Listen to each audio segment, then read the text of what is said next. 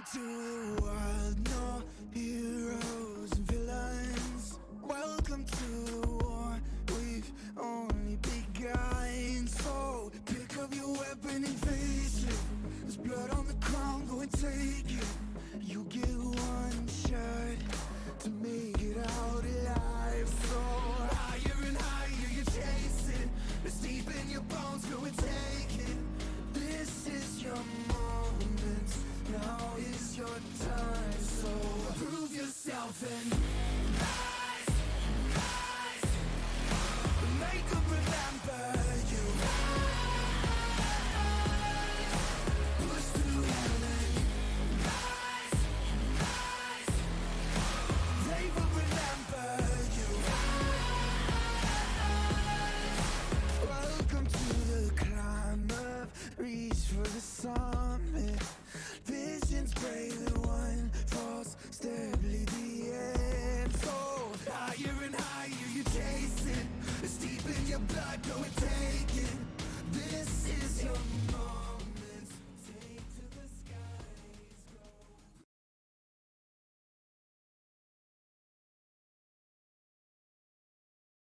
Hello, What? everybody, and welcome back. Oh, sorry. Am I? Yeah, you're good. You got it, Okay. boss. Go ahead. I'm just used to hosting, but yeah. Okay, whatever. Hello, for real. Welcome to tonight's broadcast of the Victoris Amateur Draft here on Monday nights. As always, we're bringing you the League of Legends action, the most bloodbaths, the most bizarre picks, and the most interesting gameplay you'll see at least until tomorrow. I am your host, Becky Rita. Joining me today is Huey. Arlen, unfortunately, is not feeling well. Bless you, Arlen. Hope you get better soon. But the two of us tonight will be bringing League of Legends action right to your eyeballs and your ears. And we will guide you through this weird and wild wasteland that is the Victoris Amateur Draft. How are you feeling tonight, Huey? Doing pretty good. I'm a little upset that I missed last week in the quiz show, but I Yeah. am super excited for week 4. First game will be Unicorns versus Vipers. Game 2 will be Dragons versus the Bandits. And then Game 3 will be the Wolves versus the Hammerheads. And I gotta say, I think Game 3 probably has me the most hyped tonight. Oh yeah, absolutely. The second and third games today have huge implications going for the rest of the season because these teams that are directly facing up against each other in the standings. So for right now, and a lot of these games go by very quickly, and we can even take a look at those standings right now, actually. We can observe them Here we go. and enjoy the quality of these standings. And at the top, you see we have the Hammerheads and the Wolves, our third match of the day. They are vying for that first position, and the Wolves are down a game due to them not having played their rematch with the Outlaws yet. If they win that rematch, they would be tied with the Hammerheads for first place. But right now, they're sitting at second. And then we have the Dragons versus the Dragons and the Bandits at third, both at third.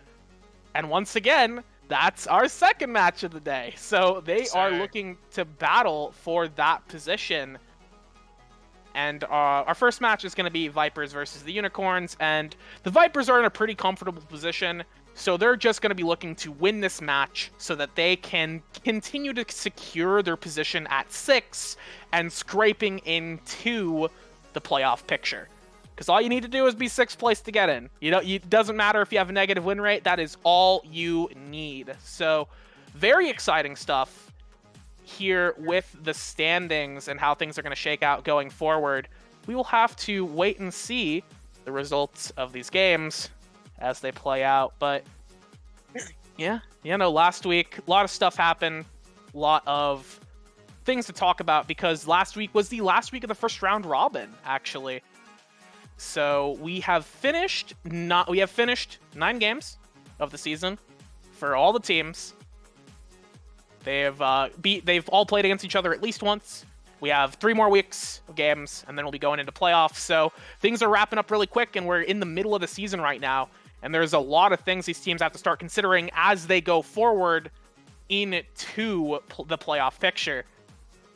Because you want to try and not just be in the top 6 and like scrape in. You want to get those buys, you want to get that first place or that second place. 100%. You definitely Yeah. don't want to be scraping by or be like one game away. That's a lot of pressure, especially coming into week 4 and all that. With only 3 weeks left, you want to make sure that your spot is secured and that you're not scraping or struggling to try and get yourself going in there for sure. Yeah, absolutely. And we've seen some of these teams starting to turn it on. The Hounds have been picking up more wins recently in the past few weeks. So they've been starting to vie for that 6th place away from the Vipers, depending on how they do how they match up against the rest of the teams going into the second round robin. So they could be looking to get in there as well.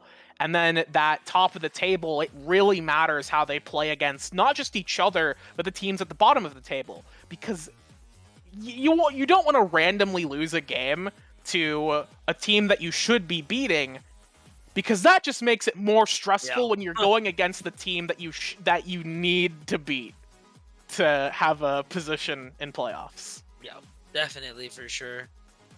I definitely would have to agree with that. Like I said, you don't want to be scraping, dude. You do not want to be scraping here. And honestly, it's a lot easier said than done. Yeah. To really be pushing out here, especially over here, because these guys are stacked, honestly. Almost every team is just about really having a strong chance to get into it. I would say maybe only like first and second spot really only have the secure spots right now. But there's still a little less than half of the season to go through before playoffs. So there's definitely more than enough time to get in there and actually really lock yourself in or turn it around.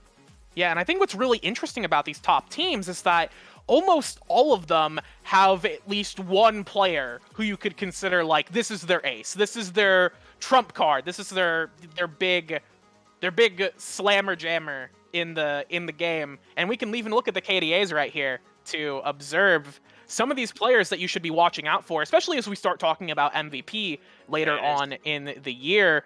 We have a look here, and the Wolves have 4 of their 5 players in the top 10, and that is certainly impressive. That's gotta feel good. Yeah, no, it's definitely gotta feel good. I believe the only player, I will have to look at their roster again. The only player that they do not have is Hitstick. And Hitstick still has a fairly good KDA as well. So it's not that Hitstick has a bad KDA. Hitstick's just like not in the top, but still has a fairly solid one. And then the rest of these players here, you know, you have the 2 representatives of the Hammerheads. Defoe is one of the best mid laners, if not the best mid laner in the league, maybe competing with Astrowave, or I'm trying to think of another mid laner, but those are the 2 that are off the top of my mind, some of the strongest mid laners we have. You have also the Bandits have a couple of representatives, including Astrowave. Yep. And Astrowave has a fairly low KDA, but if you looked at the rest of the stats, and I wish I could have put this together to show you just how dangerous Astrowave is top in average kills per game, top in kill participation, and top in damage per minute in the league. This guy is an animal. Like, he's definitely willing to take those 2-for-1s or those 1-for-1s, those 2-for-1s, those 3-for-1s, and just go and kill people, which is very exciting.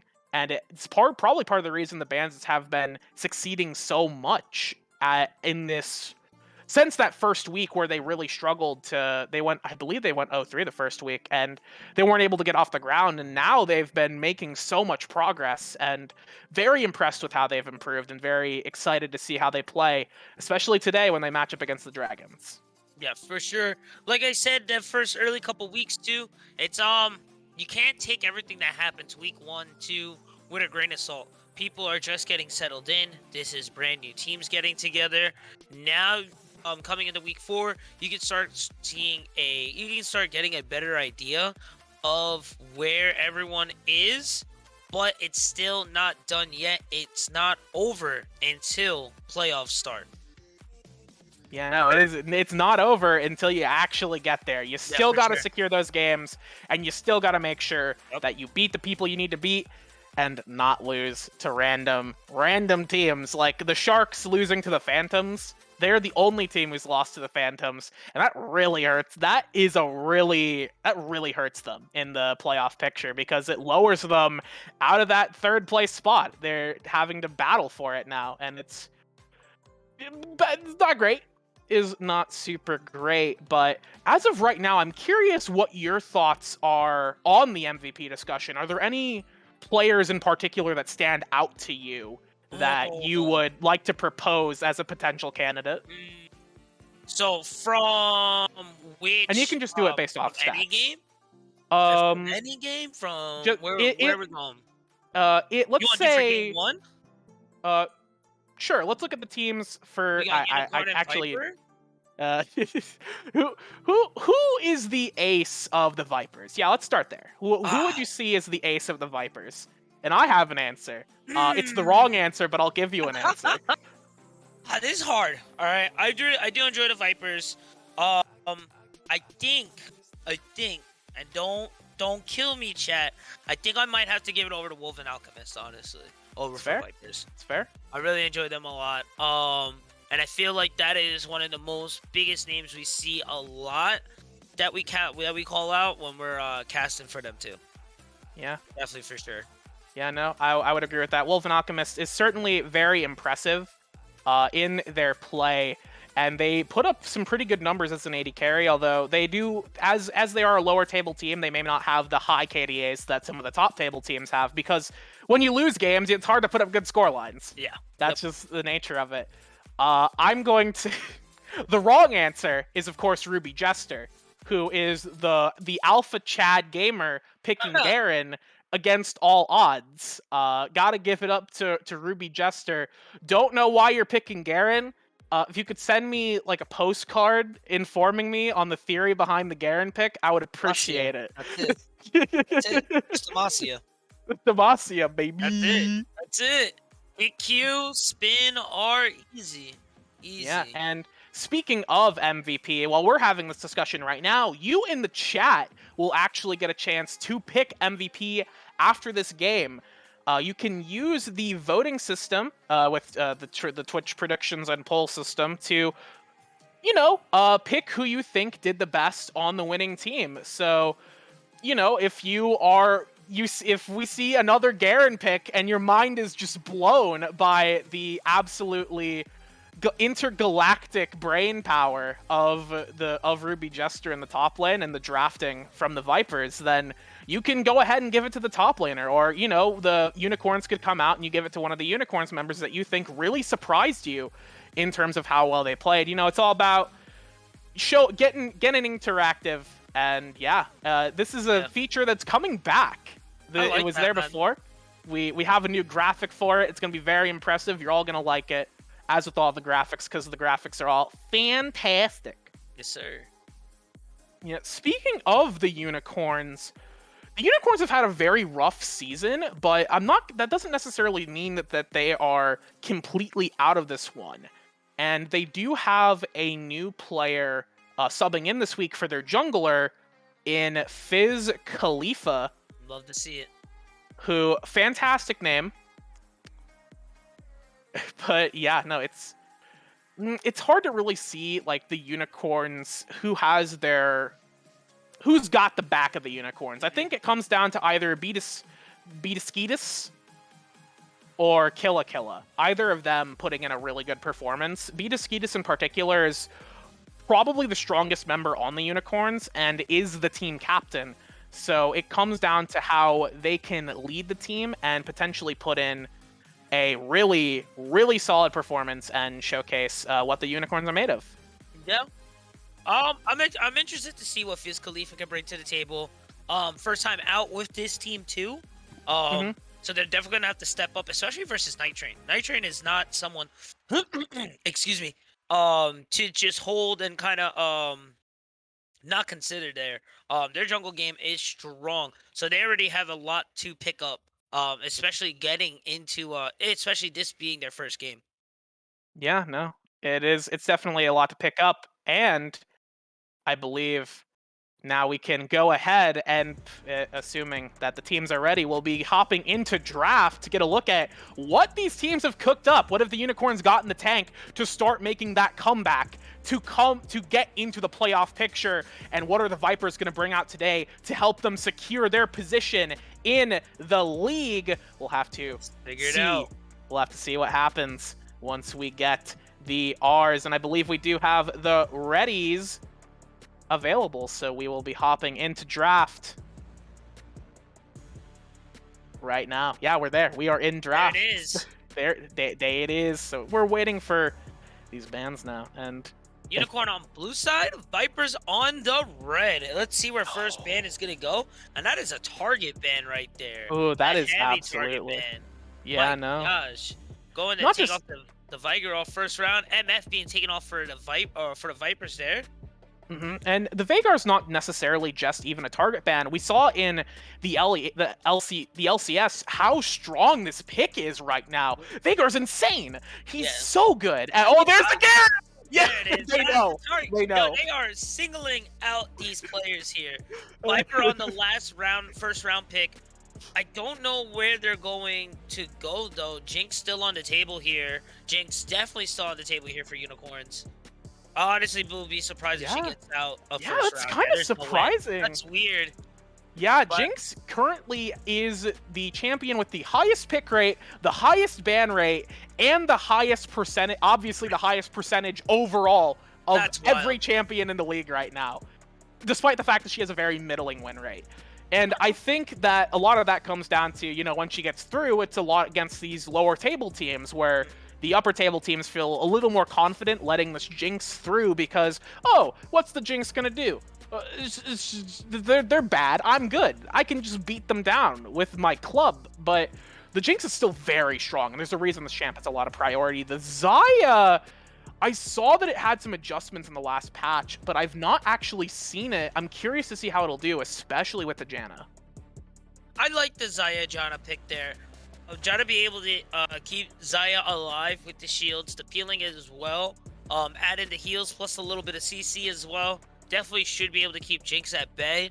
But the support here can really make a big difference here. If we get a strong engaged support, Viper's bot lane may be a little bit in trouble. Oh, and there it is. As you called it, the Nautilus comes in. It's so perfect here. While Janna has a lot of disengage options with her ultimate and her tornado, especially with the changes to the tornado that I don't know how recent they were, but I was informed that they happened. I'm an old person. I can't keep track of all these changes, but you know, it's so easy. If the Janna is on top of things, she can shut down the Nautilus. Oh, yeah. But the thing is that you have to be playing perfectly on the Janna, and if you're the one who gets locked up, it's so hard to actually respond, and there's the Ornn, a very popular pick right now, and a really solid, a rock-solid top laner coming in for the Unicorns there. A good weak side, or Ornn can even play a fairly decent strong side. He's a big dude. He does a lot of damage. He can hurt people pretty badly. He's obviously not the champion when you want to focus on. You want to focus on this Jinx. And you can just leave the guy alone. Yeah, add in the extra CC coming in from Ornn too, mix it with Nautilus. And that really is hard to get to Jinx. But and you don't even need to get up to Jinx if you just put her in the realm. Where's she gonna go? That is true. The Mordekaiser pickup is so good into the Ornn because it's a method to keep the Ornn not just out of the team fight so that there's one less meatball you have to walk through as the Vipers, but it also is a great way of denying his ultimate because he can't get that second charge off if he's in the realm. That is true. And if you're able to grab Jinx too, you guys are good to go too. So yeah, granted, I don't know if I necessarily want to fight Jinx 1v1. She's very dangerous. True. And True. We're going into the second phase of bans here. The Talon Victor targeting Betaskitis, and we have the Volibear Hecarim just taking out jungle picks away from Night Train, which is it's not too surprising. Night Train is a very strong player, especially with these aggressive junglers, and we see the Xin Zhao coming through here for Night Train, or potentially something else. Potentially Malcolm? Lee Sin? Oh. Could be. I don't know about the Lee Sin. Like, This is not okay. Yeah, there's the Sin. I was gonna say, Lee Sin's a great, not a super great pick now. You need to be very proficient on the champion to make him work, and I don't necessarily trust. Night Train's a great player in his own right, but I don't know if he plays a lot of Lee Sin. So you gotta have the practice on that champion. Hey, Oh, Nunu and okay. Willem. I'm liking the Nunu comeback. Honestly, Nunu is just, I feel like, is a real sleeper pick right now. I feel like is strong, and you're gonna see a lot more Nunu, more coming around in the season. I'm telling you for sure. Oh yeah, I mean, I hope we see more Nunu. I do like this champion. I think he's fun to watch. I don't know what sort of build the Nunus go nowadays. I'm hoping it's more of an AP oriented build. I'm guessing it isn't.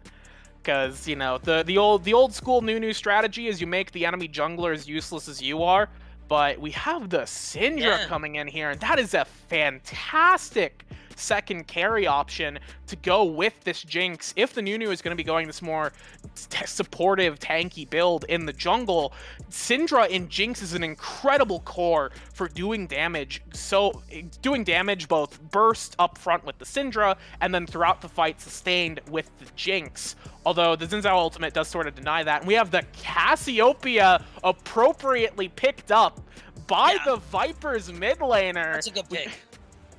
That's a good pick, not just because it's thematic, but also I actually do like Cassio. I think she's a bit slept on. I know that she has a lot of weaknesses, but into this team comp, it's not actually that bad for the Cassio to go through here. It's a lot of CC, and those walls, those front lines are pretty meaty.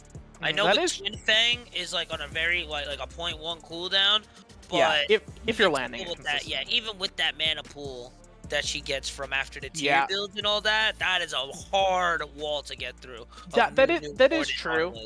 It's going to be very dependent on having the Mordekaiser lock one of these tanks in jail.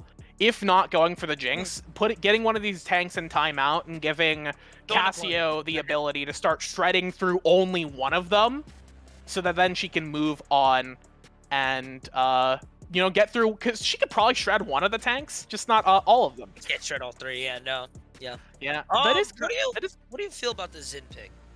The Zin's just like a really staple good jungler right now. I don't necessarily know if he's good in this draft. I would have rather seen something a little bit tankier than the Xin Zhao. Maybe, although the Hecarim and Volibear were both banned, so yeah. I'm not sure what I would have picked instead. That's kind of the issue here. I think with the pool left up, Xin is probably the best option, unless you wanted to go like a Mumu or something dumb like that. That kind of slows the team down a bit, and then you're really waiting for 6. Yeah, no, that's kind of the issue here. Is Xin is the best pick here, but I don't think it's a great pick, especially into the team comp. So, based off of draft, who would you give it to? Right now, I'm really liking the front line from Unicorn. I think Unicorn is last place, so I'd love for them to get a win right now. It doesn't look like they were trolling draft at all. No. This was a really strong draft. I like the target bans.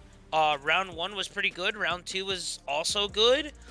Vipers, it's a little dubious. It's a little shaky. Yeah, it's a very squishy team, and that's something that Syndra and Jinx can just shred through. Yeah.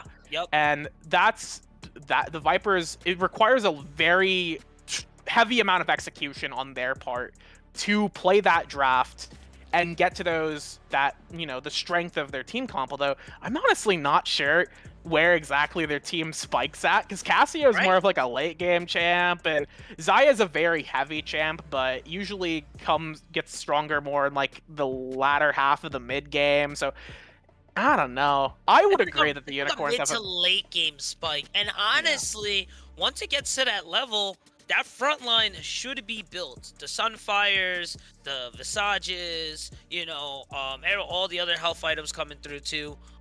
Where's that new one too? I can't think of it off the top of my head. Fimbulwinter? Fimbulwinter, man. Oh, I think that's the new build actually. Where it's I like would not surprise me. Yeah, it's like kind of crazy actually.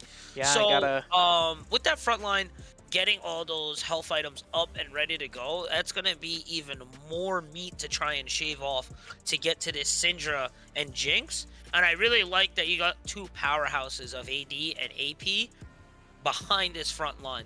So when they do chain up and CC the Vipers, they should, as long as paper works, paper theory works, they should be able to blow them up and keep it moving and kind of get the excited buff from Jinx and continue pushing through. Syndra making Vipers play dodgeball.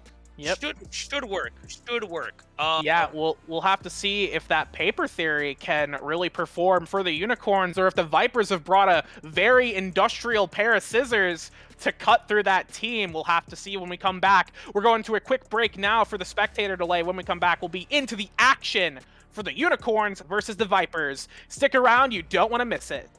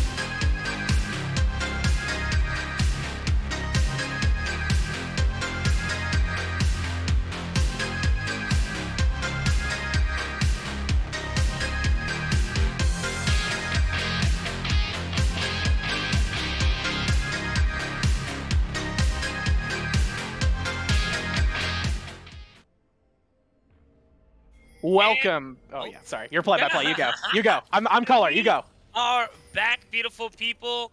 We got unicorns on the blue side, vipers on the red, and I swear if my unicorns do not invade, I'm going to be very upset. Well, I feel like you're about to be very upset. Nope. Right here. Nope. Wait. They know better. Unless They know better, bro. they know. They know better I do than I like do. the front line coming for crickets, so they already they do see the invade coming. Yeah, the good ward there. That is really good ward coverage from the Vipers, keeping good coverage there. They know this is happening, but not really a whole lot they can do about it. They're kind of spread around the map, and yeah, well, they're just. I don't know what you're doing here, Zen. You're not getting this. Just go. Okay. Oh, he's gonna try. I give him that though. But buddy, I'm gonna be real with you. Night Train, you gotta just go to their blue buff. They don't have a ward on it either. They don't have any sort of. Oh man, the evil knock up there. The question mark pig's going out. Scatter, run! Oh, they're gonna leave. They're gonna fully abandon this. Oh man. Oh wow. Kaiser over here. Okay. Kaiser successfully horrifies them into leaving with a single tornado. Way. And all they're gonna do is delay Zin by like 1 second. Wow. Beautiful. Okay. I mean, yay. You love to see it. It works. It's gonna be a normal. It's gonna be a normal pickup there. Do check out the ward drop by Ruby Jester for their blue side. So they really right now, Viper has really good tracking on Fizz Khalifa and his route there. Yeah, they're gonna know that he's gonna. If he decides to go for like a buff rush here, they'll know when he gets up there. If he decides, just go red blue gank, which is not like a super good route, but I've seen it. I've played solo queue. I've been ganked by it before. It happens before.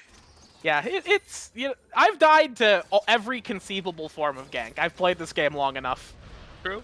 But yeah, no, it's just gonna look like it's gonna be standard clears across the board here. But they're gonna have info, like you said, on where the Nunu is, and that's gonna be very good to have an idea of when he's gonna be starting to snowball into lanes.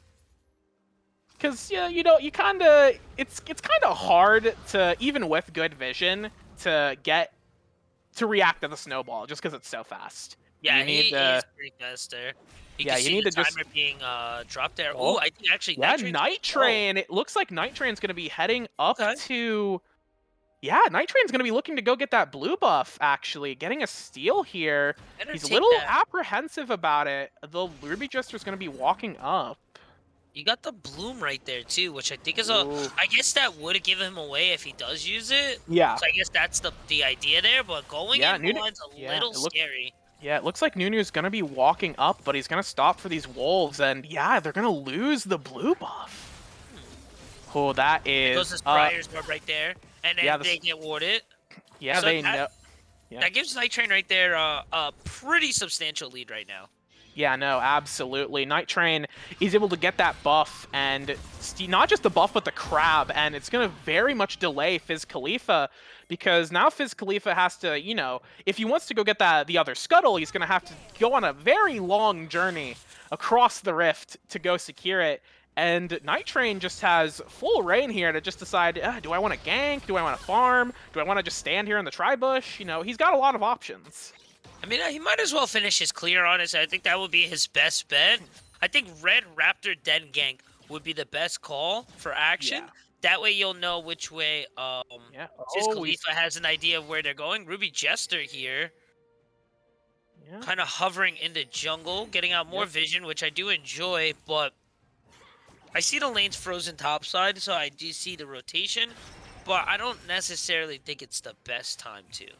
Yeah, no, I would have to agree with that. Nunu, Nunu's just struggling right now to find something to do, and is going to get caught out on the vision from the scuttle there, and is this gank's going to get found out. I don't know if Fizz Khalifa is going to stick around, but likely not here. I'm just going to be walking around. This is so much time wasted by the Nunu. Like, they're both level 3 right now, but the CS is... While Nunu is standing here getting the wolves, the wolf respawn, Night Train has been able to get a full camp ahead now it's going to be 2 camps ahead, and it's just going to keep snowballing from here for Night Train, able to get this recall, able to get that first item, and the Nunu's going to be just looking to try and get the spawns on his jungle instead of backing. Yeah, a little unfortunate there. Topside is going to be pushing over Twins Fangs, coming down on that mid lane. Ooh, yeah, they get a little action bot lane. Yeah, Skeet is very low on resources right here. Does still have the 2 pots, but without Corrupting Potion or any sort of mana healing here, it's going to be waiting for a level up to actually make things happen. And there it is, but Syndra's mana costs are very expensive. And without the timer on the blue buff... Ooh, action on the top side. Pull coming in from Ruby. Knockup coming over from Killa. AoE coming over from Ruby Jester there, bringing out his... As Dev's Grass, CC, Pillar was looking kind of nice. Flamethrower going in, what? Flash, the clunk, but it's not enough. The shield's gonna pull him back into tower. One shot onto the tower, pulls the Pillar up, but he won't be able to make the tackle. And I think honestly, Ruby wins that with the Flash being traded. Yeah, no, I would have to agree with that. Well, it definitely... Well, the CS lead is currently in Ruby's favor right now. It's so... Oh, we have a fight? Oh, pulling going on in there. Does grab Kaiser there.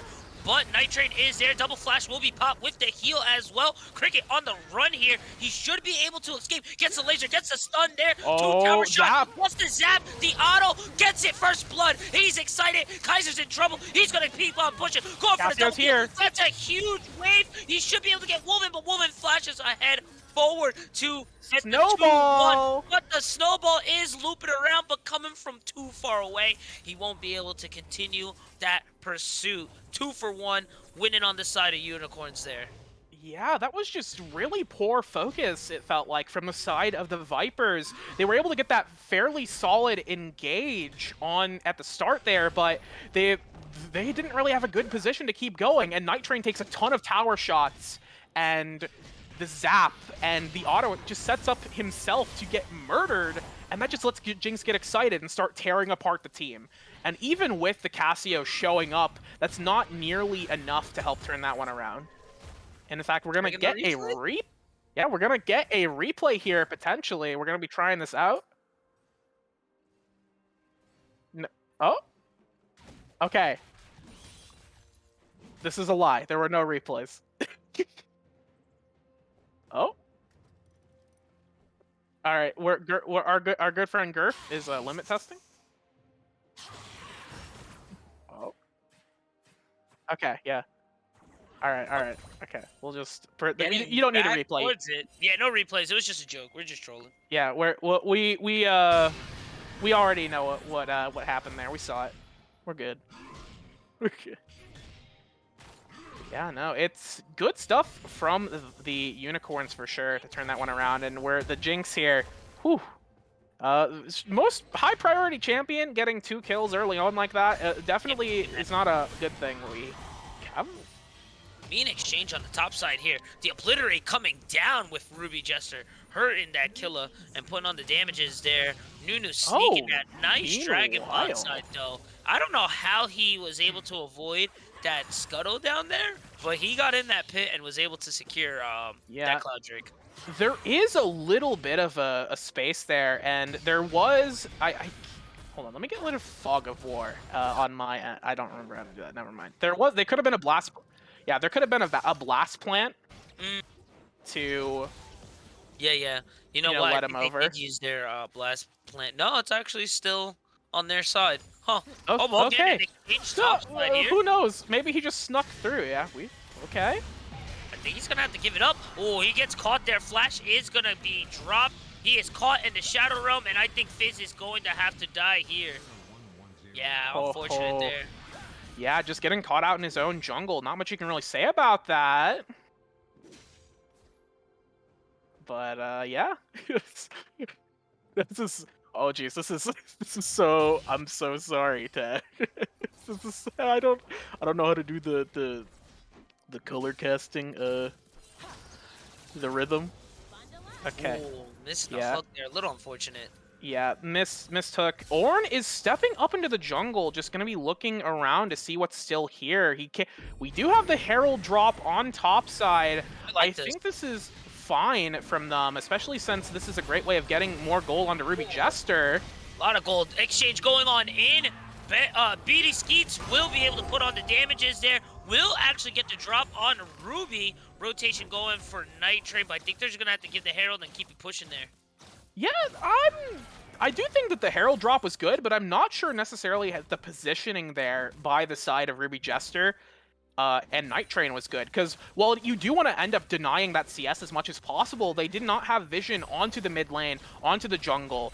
They didn't know where any of these players were, and they were just easy pickings when they get caught out. And Ruby Jester, while he did have Flash, he did not have the Death Realm to sort of avoid these vital pieces of damage, and as a result, just gives over a kill for basically no reason.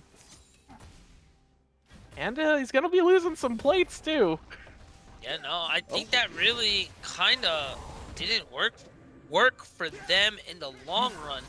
But we only are here to see nice unstoppable. Yeah. But unfortunately, not good enough. Yeah, you may be unstoppable, but you are not unkillable. He can just still stab you.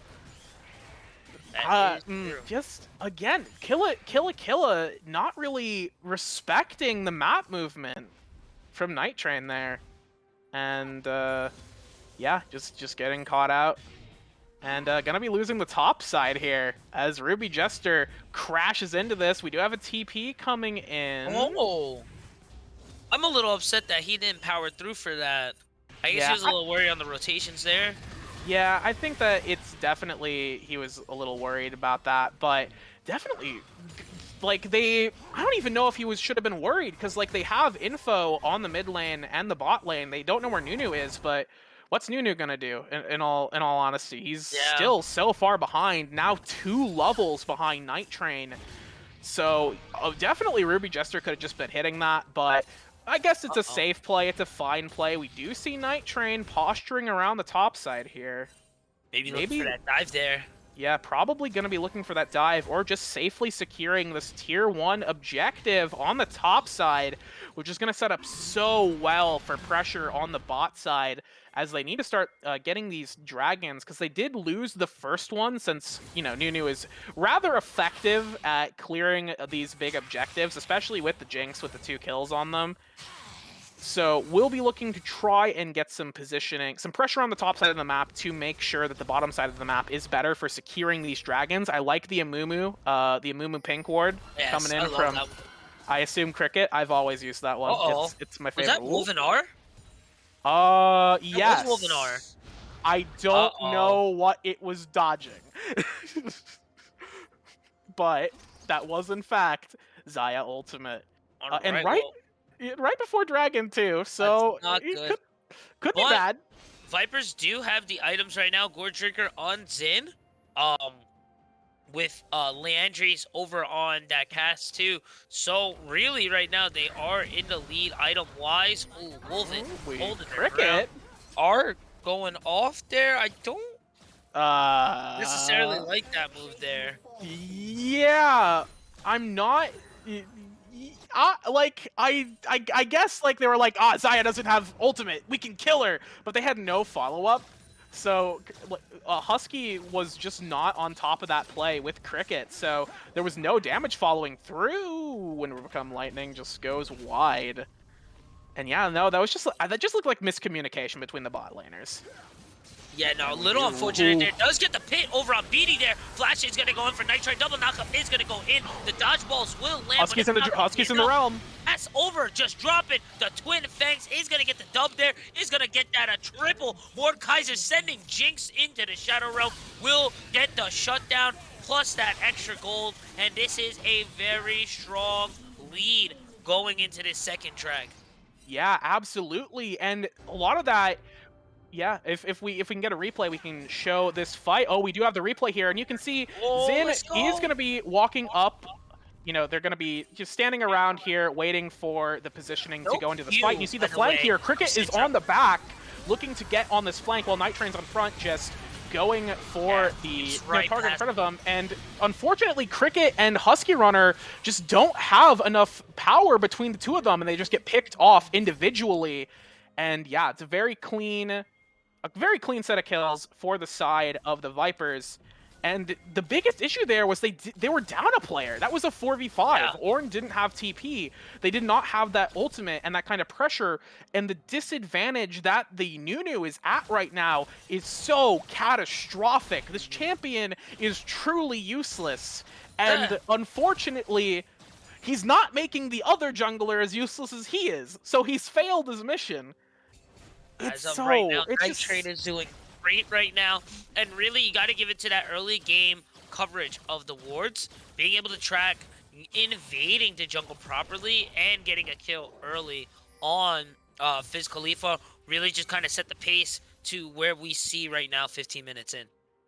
Yeah, no, it's definitely very positive for the Vipers. And we see the Cassio. We didn't really talk about the Cassio there, picking up that triple kill, because while it didn't look like she did a whole lot, the fact that she just secured those kills, getting all that gold on your hyper carry mid laner, who they need to be strong to shred through all the meatballs on the side of the Unicorns, picking up those early kills, and especially with the Leandries now completed and going into the presumably the Rylai's, although the tier is there, so it could be going into the Archangels and then into the Rylai's.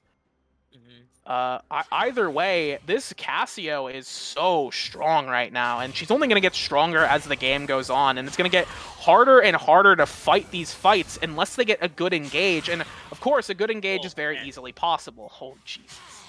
That damage is real, and you can really start to see the effects starting to kick in there. And what's unfortunate is they have a really strong front line, but this front line is not set up yet to be a strong front line. They still don't have a Sunfire out yet. Night Train on the pick will force the flash at Aquila. And that is not what you really want right now. That is absolutely not what you want to see. And Killa is not able to really just do a whole lot here, trying to hold the line in top lane, getting as much wave clear done as possible, but they have complete control over this top side. Just look at the vision around the map on the top side, and here comes the Herald right now, crashing in. You gotta feel bad to be Beatus. But, yeah. Beatus trying to hold it down a little bit, but they're just gonna have to give that up there. He's playing dodgeball there, gets knocked up. Glacial Augment will be dropped from Kaiser there. They're going to have to retreat back, though, to Unicorns, back to their second tier towards mid, as they do get the scuttle. I think they're looking for a rotation here, but Cricket, that's not really the right movement there.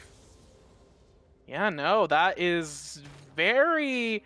I would say that's fairly well played by the Vipers for sure. Getting that Herald in, dropping it down, and just securing that mid lane very easily. Beatus nearly does get that pick off the side onto Kaiser, but just not enough damage to really convert into anything, and nearly gets caught out there. And yeah, if that ended up being Beatus dying for greed for no reason, that would have been catastrophic. It's still bad, but I guess, you know, you got to consider it could have been worse. I guess it's the one silver lining here for the situation. So what is needed right now for Unicorns to get back into this game? To get back in, they definitely need to just, like, try and slow the game down as much as possible. They need to try and stabilize the bleeding that's happening in the top lane and in the mid lane. The Jinx is actually fairly fine in terms of where she is in comparison to her counterpart on the other side of the map in terms of gold. The Jinx is getting close to her second item, and once she gets the second item and eventually starts going into this third item, she's gonna just tear people apart. But, you know, to actually have this Jinx do things, she needs better meatballs, and Nunu hasn't finished his relic. Nunu has not finished his mythic. Killa is sitting on a tier and a Frostfire, and the Nautilus is a support. You know, there's not nearly enough meat protecting this Jinx right now, and before they can look at these fights, they need to just stabilize and start farming. But I don't know if they'll have time to, is the problem. Yeah, no, third dragon will be here, and we are on Ocean Soul. Oh, Nunu trying to get the steal, and now it's just going to get caught out and just keep feeding the snake here. And that, I don't know, man. I don't know if that was the proper play there. Yeah, the smite was up for Fizz Khalifa, but it's not the upgraded smite yet. Yeah. And how do you not have smite Wait a upgraded minute! yet? Wait a We are minute! 20 minutes Wait a in. minute! You just have to smite 3 targets. Wait a minute! What do you mean? What? Oh gee. Oh, Kill is gone. Yeah, no. But Ruby Jester. Yeah, but I mean, he did go 1-1 here. This is looking actually pretty good there. Balls are being dropped on the head, and they will be able to get it. Kaiser's R is going to go down. Feathers are flying, but here comes Wolven Alchemist to clean up. Gwent and Wolven just going and breaking down these meatballs and making them into some spaghetti. Yeah, they're looking very noodly right now with the texture of these players for sure. Very limp, very floppy, very sad is what we can talk about with the side of the Unicorns. And we can see in this replay, Ruby Jester just gets a free solo kill on the top lane, gets caught out. But now Cricket's like, oh, I have an opportunity. Goes for the ultimate, but everybody on the side of the Vipers is here to pick that one up. And even though BDT, the damage there from Gent and Wolven Alchemist is so big right now, and the disrespect exhaust onto the Nautilus, as if that man can do anything to harm you at this point in the game, just really feels so bad. That was an okay fight at the start there. They got the picks that they were looking for, and they did manage to pick up, I believe, 3 kills in that exchange, but man, they lost so much because of it, and any sort of advantage that they did gain just continues to go back towards the Vipers. Yep. That was looking, honestly, it was looking great right there. It was looking so cool, and it looking so good, but then Wolven Alchemist with the meanest ult right there. Featherstorm just locking down the rest of the Unicorns, and unable just to finish the carries. Killer. Oh, Killer just on the run, dude. Oh, there goes a twin thing.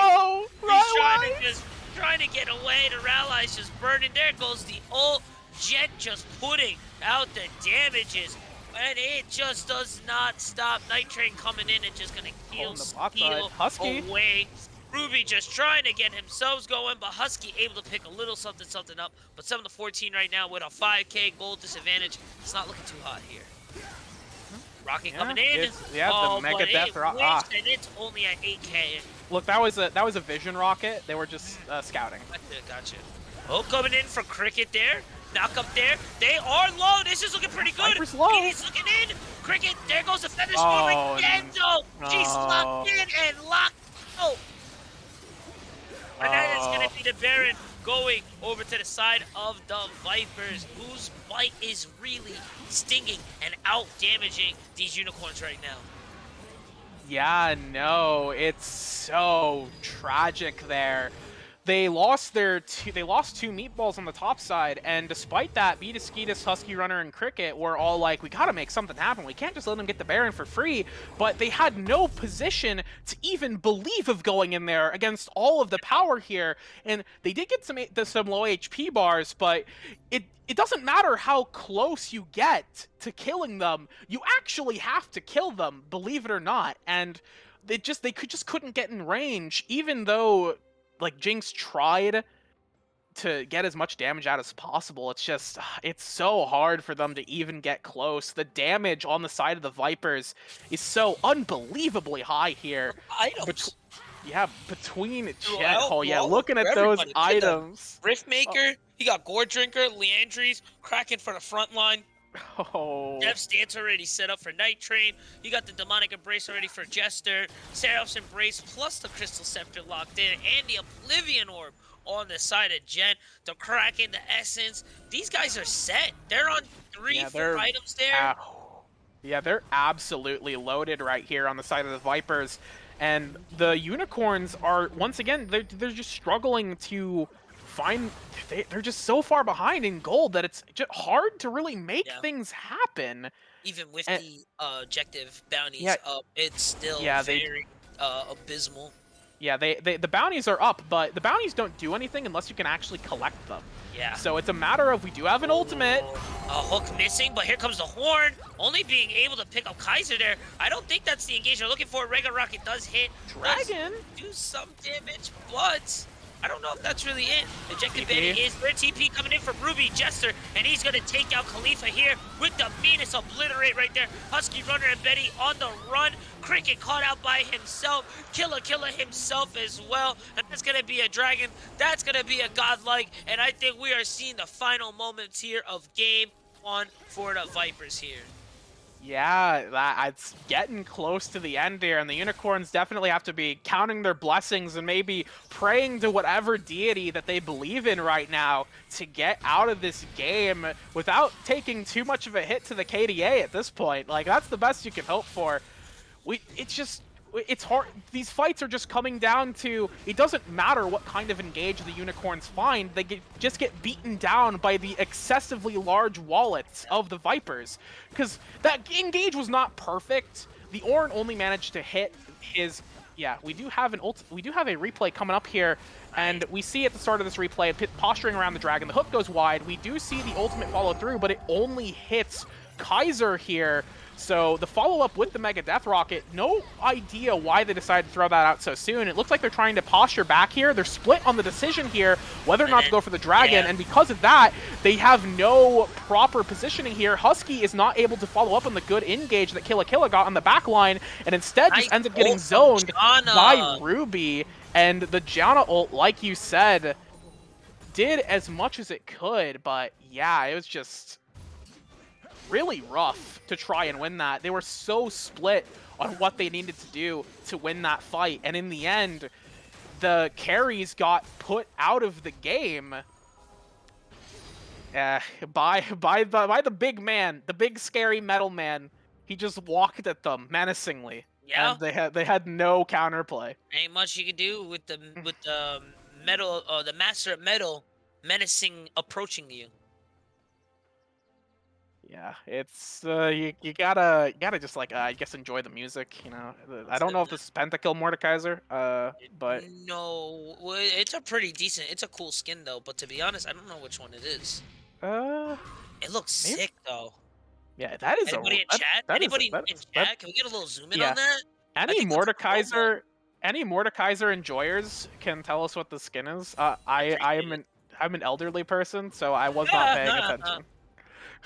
I don't have money for these newfangled skins anymore. Too poor. I don't remember the last time I actually spent money on this game. Thank God. Yeah. You know, I can save my money for important things like cardboard. Yes. Cardboard, digital cardboard, and yeah. Taking a look at some of these items here, since we have a bit of a lull state right now. The Xayah picking up 3 crit items, but is not converted into the IE. If you're going to be going all this much crit, you could look to convert into the IE. The Jinx as well, looking to pick up potentially Bloodthirster. We do have a fight. Jester caught out here is dropping Fizz into the Shadow Realm. Shadow Realm just about to fade out, and Fizz is actually going to live 3 tower shots there, plus the CC, plus the knockback. Here comes the cavalry. But here comes the meanest golden hourglass, but it is not enough. So that will be a shutdown over to the side of the Unicorns. Let's see what they'll be able to do with it. Yeah, no. Ruby Jester feeling himself a little too much, going too far forward. Does get Nunu trapped in the Death Realm, but Nunu's just able to kite back, keep a Mordekaiser at bay, and delay long enough for the Death Realm to end. But on the other side of the map, we see Gent is able to successfully secure an objective. So, not the end of the world. Picking up 1 kill is only like a little bit of gold, especially since Mordekaiser does not have that. It did not have a bounty on him. Like, if they picked up either the Xayah or the Cassio here, that's 700 extra gold in their pockets. Yeah. But just killing the Mordekaiser there, while it's fine, and it does make your mental feel a little better, it's like, oh, thank God we got one of them. It doesn't really actually improve the game state at all. Yeah, especially with Baron coming up. Baron is up right now, and the Dragon will be up in 38 seconds. It looks like the vision. Yeah, it looks like the Vipers are going to look to start setting up for the Baron. They're actually just going to start it, despite the fact that there's vision on it. They saw the ward there, and yeah, they're going to be starting it up. It looks like the Unicorns are going to respond. And see what they do. Nunu is coming in. Snowball, the rocket barely missing there. Here comes the horn. There goes the ball. That is a lot of Wait, damage. Husky's not there. To the side, but Gwen is still popping off in the back. Featherstorm is going good as well. Bean Skeets is caught in the Shadow Realm and is going to get caught up. Killer is just out in himself. So much red, not enough blue. Zin on the chase and is going to be able to pick up Husky runner there too. Cricket just having to abandon his team and be on the run. Hopefully we'll be able to try to defend the base while the Vipers come on and knock it with this second Baron. Yeah, I don't know what magic tricks this Nautilus has got. It looks like there's going to be no hope left for him, even with the Death Timer. Death Timers are a little too long. It's just going to be there's going to be nothing he can really do to defend. So he's just going to probably, and there it is. My man didn't even try to dodge that one. Yeah, look, eventually you just give up, you know, you just stop. And yeah, that's gonna be the end of the game there. And that last fight, oh, man, that is so tragic there. They tried to engage that fight, but they didn't have their AD carry. Husky was in a completely different zip code as the rest of his team. Like, what are you trying to do? Fight that? Or rather, why are you back at base when you know enemies engaging Baron? I don't know, just that. I don't know how they would have won that last fight anyways. It seemed pretty bad in general to attempt to take that last fight, but yeah, no, that was that was a little rough, honestly. You got to give it to them. They tried. The Vipers honestly called them out there at that last Baron. They attacked the Vision and they said, look, we're here and we're starting. What's your response? And honestly, the Unicorns had either A, let them get that Baron and then maybe try to defend base, but with that push and how far ahead they are, that just seems like, and like you said, a loss there. So real quick, while we were just going through game one, MVP poll is up. Be sure to get your channel points and be able to vote on who you think is the MVP of game one. I know who. Yeah, we can. If you want a good idea on perhaps who to vote for. Never mind. We cannot see the damage charts. We can pretend. Bug the bug. Oh my God, they look pretty crusty. Yeah, no, I'm taking a look at these damage charts. They don't look good. So you can pretend. You can kind of imagine. If I had to guess using my crystal ball, I'm guessing Gent and Wolven were at the top there. Ruby might have actually had a fair bit of damage, but no. It's Mordekaiser. It's just Mordekaiser. Sure. No, definitely for sure. Yeah, no, it was definitely unfortunately a one-sided game, but we did see quite a bit of action and some good play from the Vipers, and that's nice to see that they're able to perform well against the team that they should beat. This is what we're looking for. You shouldn't be struggling against teams that realistically you should be beating, and the Vipers did not struggle here. Aside from a couple of scuffs in the early game, giving over a couple of kills to Jinx that they maybe shouldn't have, they were able to very cleanly, shut out the Nunu, make that champion non-existent, shut out the Ornn, make that champion non-existent, and very just easily snowball from there. Yeah, no, you can't ask for too much there. And really, everything really worked out in favor of the Vipers. And they were able to just kind of push on, grab their lead, and really not have to look back once, really, at all. No, not at all. No looking back, just looking forward. And we're going to be looking forward to this next game. When we come back, we'll be getting into the pre-show talk for our match between the Dragons and the Bandits. The battle for third place. Let's go. Who will reign supreme between these mythical beasts, powerful in their stature and prowess, or a few raccoons? We'll have to see who comes out on top when we come back. Stick around, we've got more action coming at you after the break.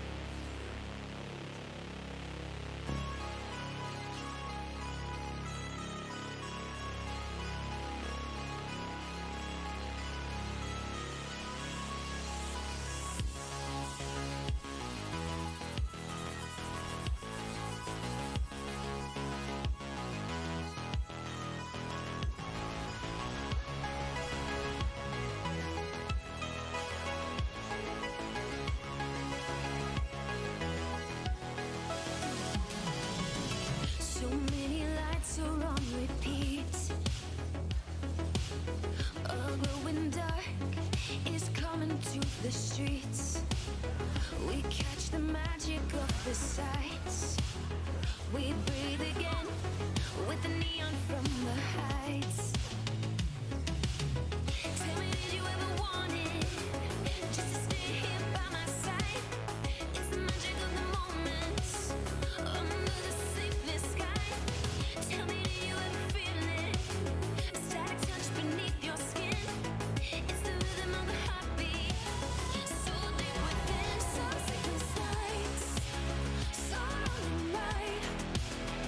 Starting from the early midnight, straight onto the morning light. Some sleepless nights we can't deny.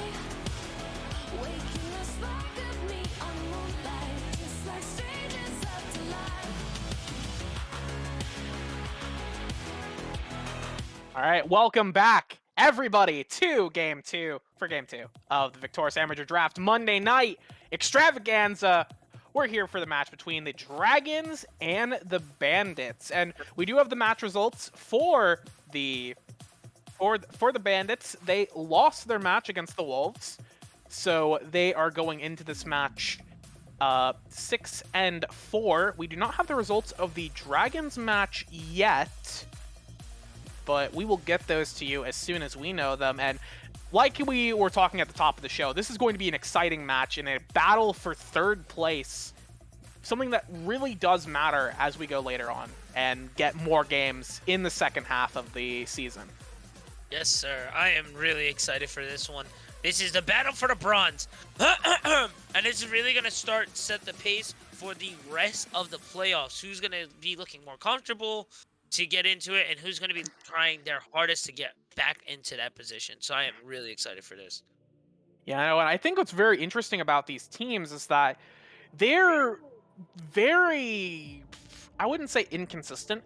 The Dragons are very solid against teams that are stronger than them, but the Bandits are capable of beating the teams at the top.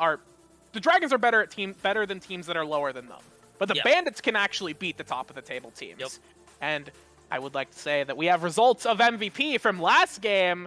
I don't know if you saw the results. Who do you think got it? I saw them, unfortunately. Okay, you saw them. Yeah. So we can show that right now for the people. The winner of MVP, as voted by members of the chat, Wolven Alchemist on the Xayah, bringing in those great ultimates, bringing in that big damage, going 6-0-8, gonna be good for the KDA as we go further on into the season. I do think Wolven put in a good performance, absolutely. Yeah. So yeah, definitely deserved. I of course voted for my homie Ruby Jester as the most important player, as I will for every game the Vipers play for the rest of the split. So yeah, that's awesome. Actually, MVP. I'm a little upset. I really think Cassiopeia did a great, phenomenal job there. Really laying the smackdown there. Jen 9-0-7. Yeah, and definitely put out some crazy damage. It's All right. Cassio is so strong, but you know, we saw a couple of more impressive ultimates. Yeah, and it's all about wow, cool. True. Amazing. That is true. That is true. And that's really what matters. And wow, cool, amazing. We got the Bandits and the Dragons, and the Bandits have come a long way since the start of the year, because they started 0-3 the first week. Yep. They were in the trenches at the start of the season, and you never like to be in the trenches that early on. But they worked hard and they started pulling it back, and they showcased why they are such a strong team. And their players overall have rather good stats, with Astrowave, as we've talked about, being such a powerhouse in the mid lane. And I do not know if he is going to be playing. He was stuck in traffic, so it is. Oh, okay. Woo! So he should be showing up, as you know, he's got time. The Dragons haven't finished their match yet, So he's gonna be waiting to be there, and yeah, and Astrowave is such a strong mid laner and has that potential to really run wild on the Dragons. Well, the Dragons are overall more of a spread out sort of team. Their strengths aren't necessarily loaded into one player. They have Starling and Ishan who show good performances, but overall they work best as just like a unit of 5 rather than one ace player bringing it down for the homies. You can't be too mad with that though, honestly, because if one gets shut down, you have the 4 other to come back and kind of hold up the place, you know. So I do like that a little bit with the Dragons, and yeah, fully tied from both sides here. I'm not sure where this is gonna go. You know, I'm definitely super interested. And the Dragons are still in their match. We did get confirmation of that. But yeah, it's gonna be so interesting to see where this goes down between the two of them. And I'm curious as how do you think, just based on how we've seen these teams perform before, how it will shake out going forward? Because the last time these teams met up against each other, it was the Dragons taking it. Because I believe this was in week 1 where the Bandits had their super rough start. But now the Bandits are basically a new team. And the Dragons haven't really changed a whole lot, maintaining relative consistency. So it's going to be different. I'm curious as to who you have pre-draft taking this one. If the Bandits keep continuing playing like they do, I gotta give it to the Bandits.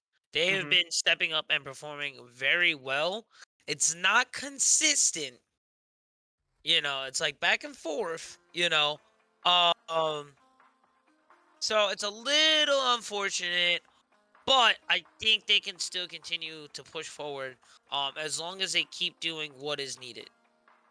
Yeah, no, I would have to agree with that. I actually, you know what? Starling follows me on Twitter, so I'm gonna have to give it to the Dragons, because Starling's a homie. Starling's one of the homies. Gotta give him some respect. But I do think the Dragons are a very strong team, and we've seen them perform very well. But with how strong the Bandits are right now, they're going to have to put in some serious work. And I think one of the strengths that is really underrepresented with the Bandits, and I've wanted to I had it written down last week, but I didn't get to mention it, is the fact that the Bandits eat a lot of bans that no other teams eat. They eat Fizz bans. They eat Heimerdinger bans. They eat Akali bans. They eat some random bans. Echo has been banned against this team. Quinn has been banned against this team. Because of the pools that these players have and those sort of pocket picks, these teams that they play against, they get scared. It's like, man, I don't want to play against Heimerdinger. This is awful. It's rough. It's rough. It's hard, though. It's honestly hard, though, so... It's true. Like, when was the last time you played against a Heimerdinger in lane? And won? Not just and won. When was the last time you played against a Heimerdinger in lane? It's been a while. It's been a while. I know that the last time I played League, I was the Heimerdinger, and boy, did they not have a good time. They did not have a fun time. So it's just these sort of pocket picks that, when you're a player, especially in these sort of lower division leagues, these lower ELOD leagues, you can't be prepared for everything. And I know when I play, I ban stuff I just don't want to play against. Yep. Do I want to play against Quinn as a melee top laner? Of course not. It's awful. Ban. Bye. Definitely, for sure. Yeah, so it's definitely one of their strengths, is being able to eat those bans that no other teams eat, and it helps them, gives them a lot of room in the draft to just get these priority picks that are actually good. And I talked a bit with, I believe, Overcomer, the support on the Bandits, before the broadcast today, and he said to me, he's like, I don't know why they're banning these champions. We never put them into our strategy. We never even consider these champions as like options, and they just get banned anyways. And I'm sitting there like, that's not surprising. I don't know what you would draft around Heimerdinger. I feel like you have to draft a whole comp around this man. Just about. Is he worth it? Yes. I don't know, though. Heimerdinger's worth it. He's worth it for me, and just to me. Where yeah, we any- at for big guy? Yeah. So we are still waiting on the teams to. We are waiting on the Dragons to finish their match, and we are waiting on their mid laner to get out of traffic. Come on, man. Drive home. Still trapped in traffic. Just hit the gas and go, bro. Yeah, just go. Just drive. Just drive around people. Smile. right? Just commit a crime. It's league time. Like, Don't what? commit. This is a joke. This is satire. Satire. This is satire. Don't commit crimes. Thank you. All right. Before we get banned, I'm going to go ahead and throw us to a break. When we come back, we will be in the draft, presumably, between the Dragons and the Bandits, and we'll be able to see what these teams have been cooking up and whether or not the Bandits can continue their hot streak, or if the Dragons can bring the heat. Stick around. We'll come back with more League of Legends action after Briss.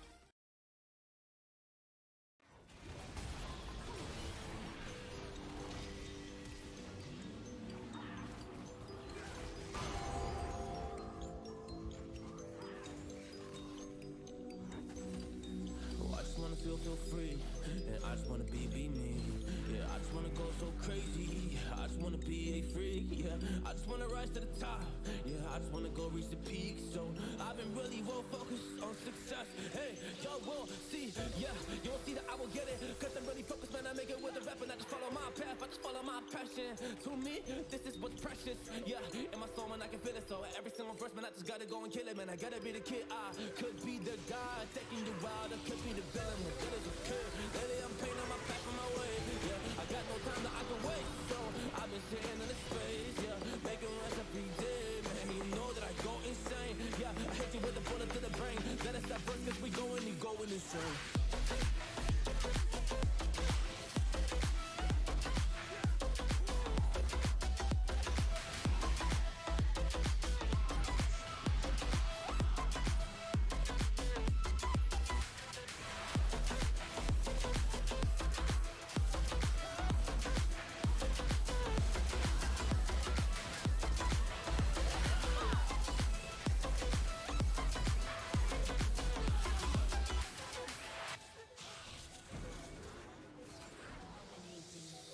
You don't know what I'm gonna do. You don't know what is next. And I'm loving the fact, truly it's making me blessed. Cause I work on my team, no snakes in the grass. And we have been twisting the wind because of the work that we did in the past. Because of the work that we did in the past. When we went to hours, you barely got rest. So I get the realm and we didn't finesse. So I got the feelings that we might be next. Cause when we go in, we win in the match. When we go in, we win in the match. So that's how we do, cause we be the best. We be the best, best. Yeah, we be the best. Well, yeah, we be the best, best.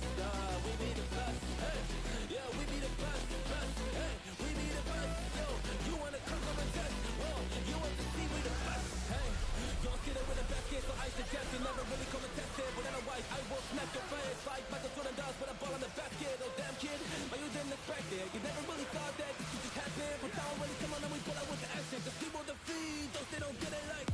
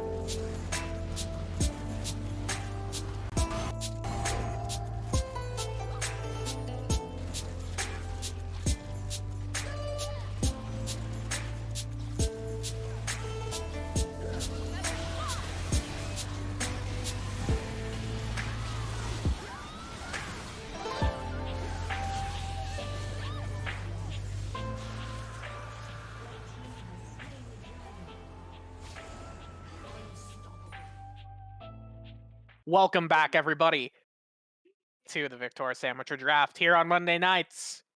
We're not in the draft yet, but we're going to be getting there soon enough. As Really? we... Wait, are we in the draft? No. No, we're not in the draft. Oh, okay. I had to check the stream because I was like, oh no, am I a liar? Who's the liar? It's me multiple times. But yeah, no, we have all the Dragons have finished their match, and they did end up winning their match Ooh. against the Phantoms. It took quite a while. It was quite a barn burner, that's for certain. Actually, it wasn't a long game. It was a 30-minute game. I'm guessing there were just delays on the side of the Phantoms then. So Dragons now confirmed third place then. Yes, they have sole possession of third place as of right now. If the Bandits win this game, the Bandits do tie it back up. And if the Dragons win, they get to further their lead and their position in third place. That just changed the game up a little bit. Yeah, no, absolutely. Oh, boy. Yeah, no, it's absolutely changing up this matchup between the two of them, because now there's a lot more riding on the Bandits to secure this win and get back into third place so that they can put themselves in a better position to end the week, potentially with sole possession of third place. Sure. Oh, But man, that's going to be a lot easier said than done, man. Yeah, I definitely, at least there's a little bit of less stress on the Dragons. Like, if they lose this game, you know, they get tied for third place again, but that's not the end of the world. You know, it's whatever. And their match is coming up. We're gonna see the Dragons against the Hounds, and then the Bandits are against the Outlaws. So, I believe both of those teams, judging on relative strength, should be winning those last matches of the day. So, we're definitely need to see if the Bandits can win this game and tie themselves back up and end the week continuing to battle out for that third place position. Yeah, and we're still waiting on the members of the Dragons right now. They have I do not know if this is a player with a new player with a different name, or like a new player, or an old player with a new name. Birdman, who in their last match played Ivern. Oh, yeah, I remember that. Yeah, so I believe this person is actually jungling for the Dragons right now. And that means Dark Python is out for today. But hey, you know, they won their first game. It's all good. And Nice. yeah, we're just currently waiting on to clear it up. Wormhell is moving from jungle to top, and we have Birdman in jungle as a result. And we're gonna be taking, as I assume that the scout time here for the Bandits is gonna delay this game further. Nice. Feels good. So we're gonna be hanging out here for a little bit longer. Oh, you know.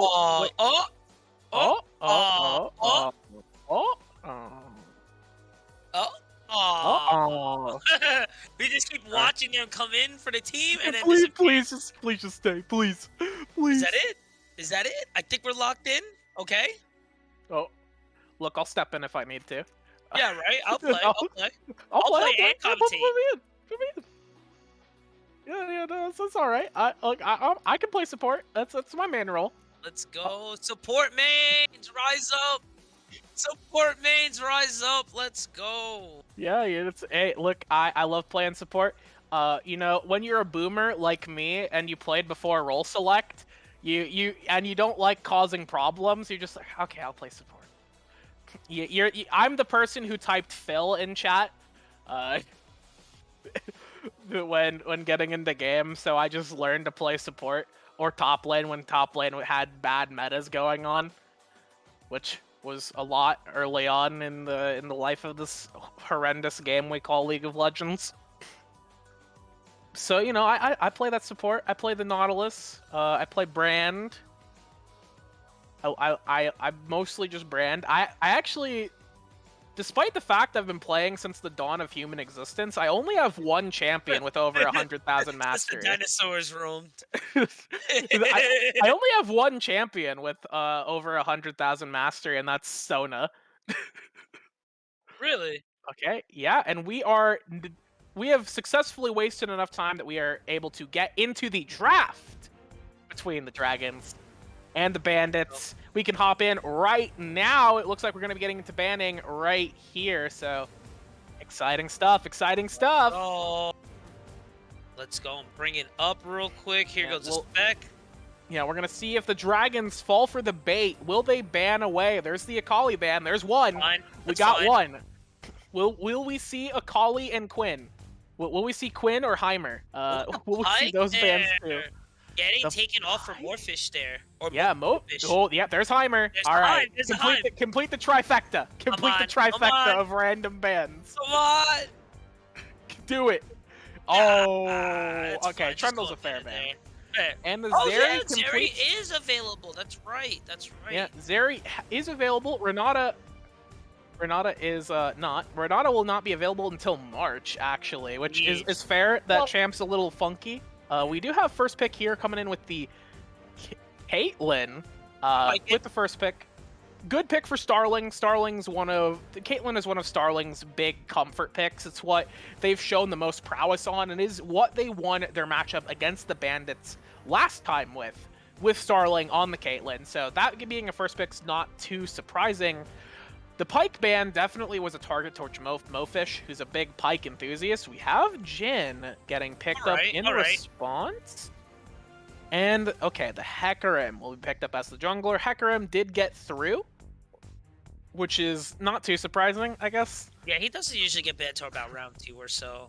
Yeah. So I like the Expedite pick on it, but I think it was a little too early. Because you still have another round. You have another round. So you could have filled it out, finish your bot lane, see where they were going to go here. Because Dragon's on 13 here on their second pick.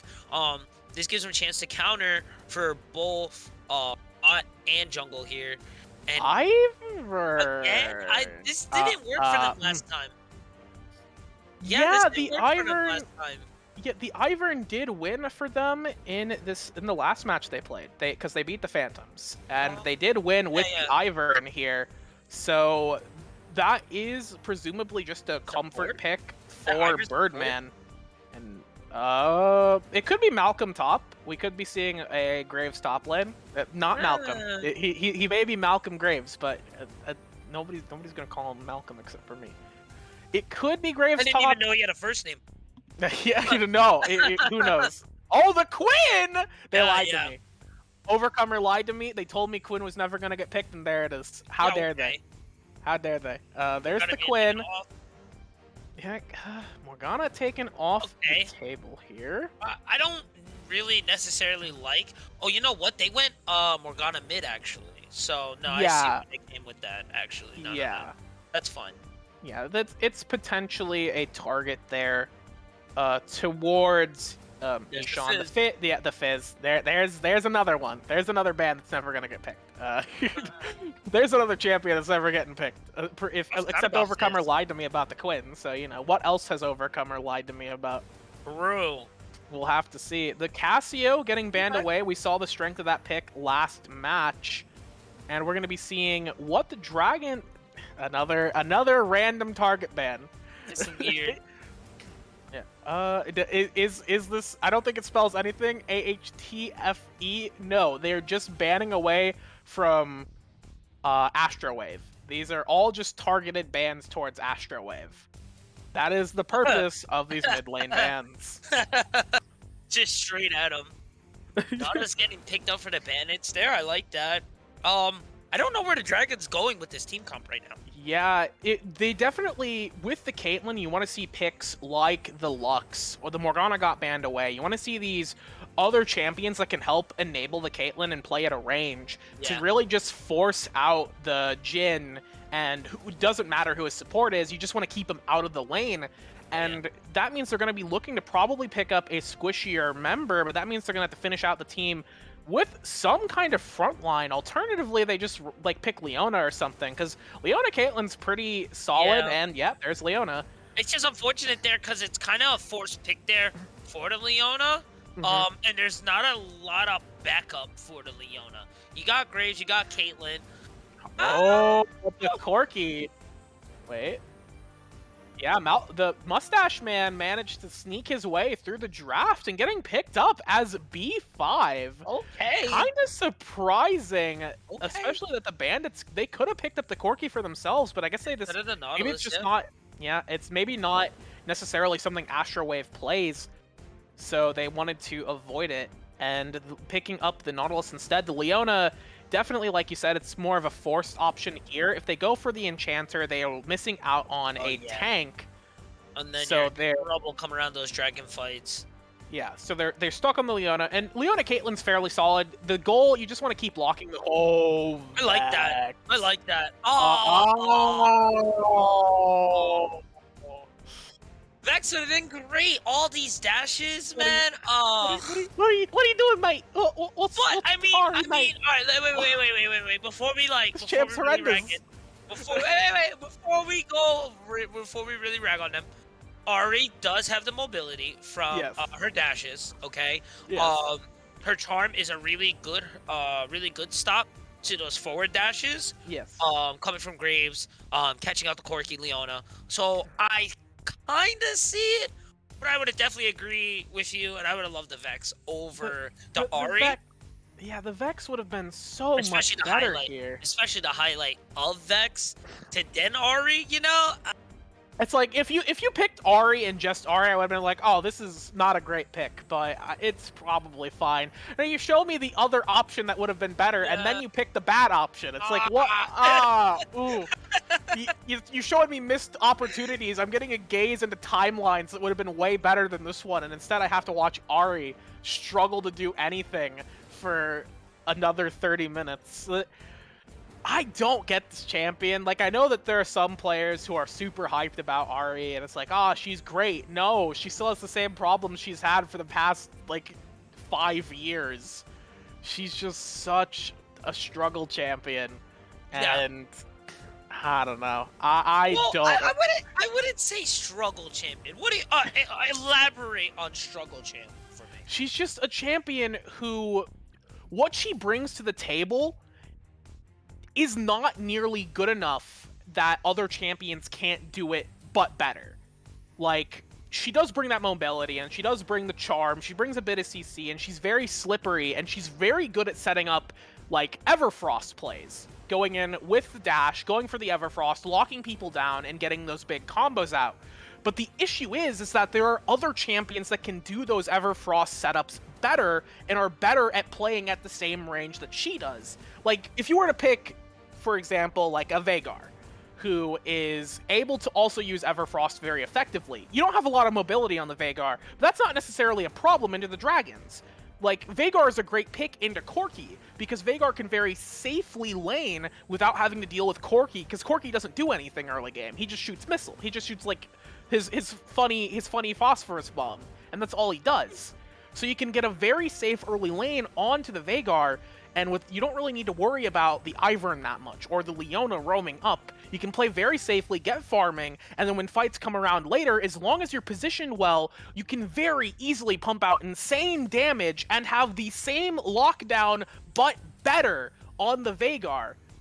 I don't know why the Ari is...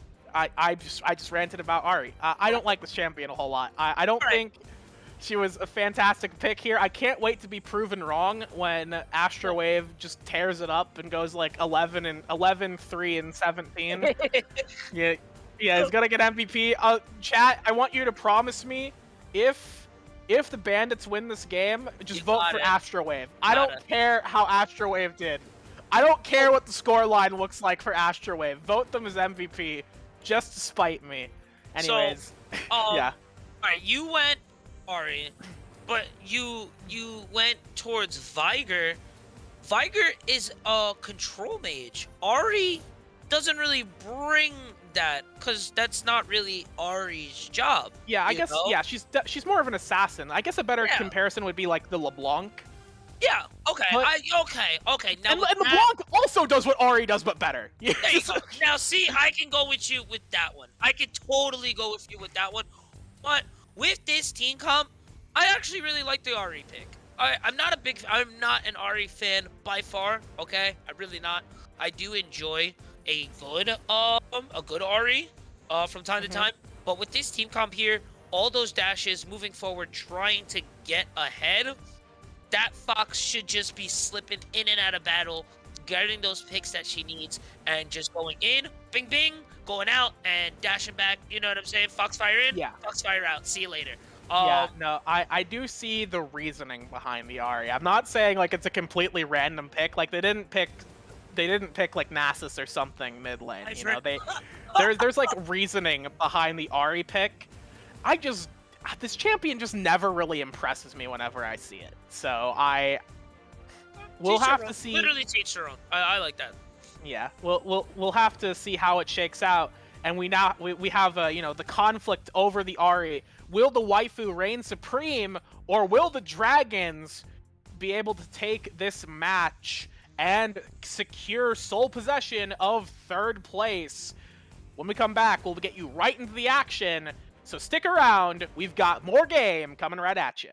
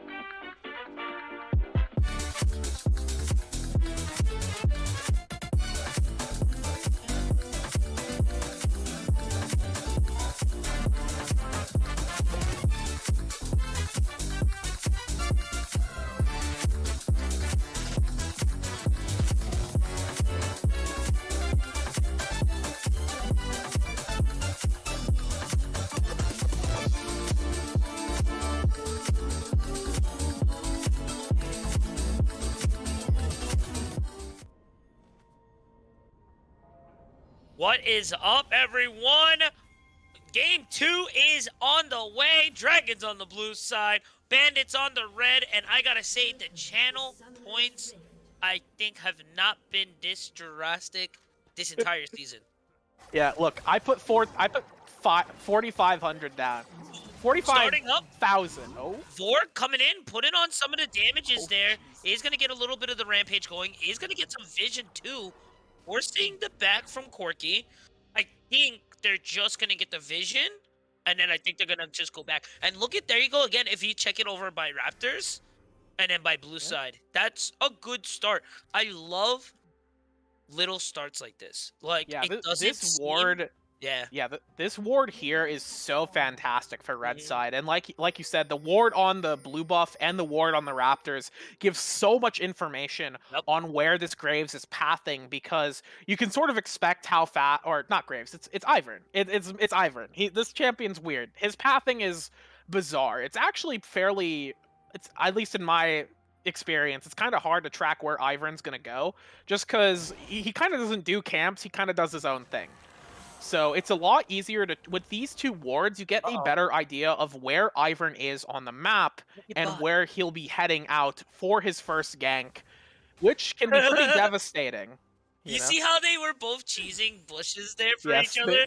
You love to see it, dude. You love to see it. Look, cheese is supreme. That's what we've learned. You know, it's all about the cheese. How many times as a support have you died to walking into a bush? Or how many times I've killed people walking into bushes? Yes, countless. either. Countless. Either. countless. It's just, oh man, getting that kind of bush cheese, you know, it feels good. But then when both of you are trying to get that kind of cheese and nobody shows up, it's like, well, I guess we're just gonna lane. I guess you're just farming. Yeah, level 2. Yeah, level 2 picked up first for the Leona and the Caitlyn. They're gonna be able to put the squeeze on this bot lane here. That's not necessarily great news, at least at the start, but it'll bounce back. The wave's gonna bounce back, and Jin should be able to just collect this farm. Not actually that big of a deal. I like the shoulder guards pick there for Leona. Oh my! Oh, hello. Hello. We just froze here. Hold on just a sec. League has crashed. No. Riot Games and Take me home. Riot. West Virginia. Could I get a doctor, or? Oh, okay. We're gonna have technical issues. We're gonna go to a break real fast, and we'll get back when they are fixed. Oh, we just got in.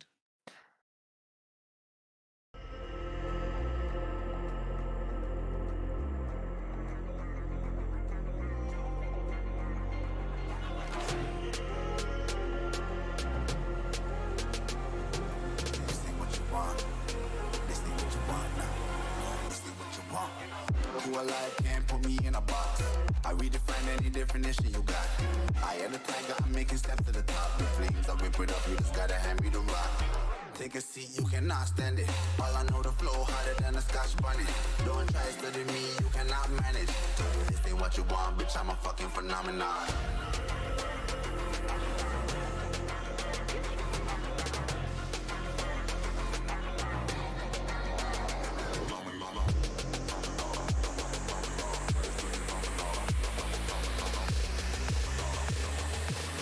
What you want, bitch, I'm a fucking phenomenon.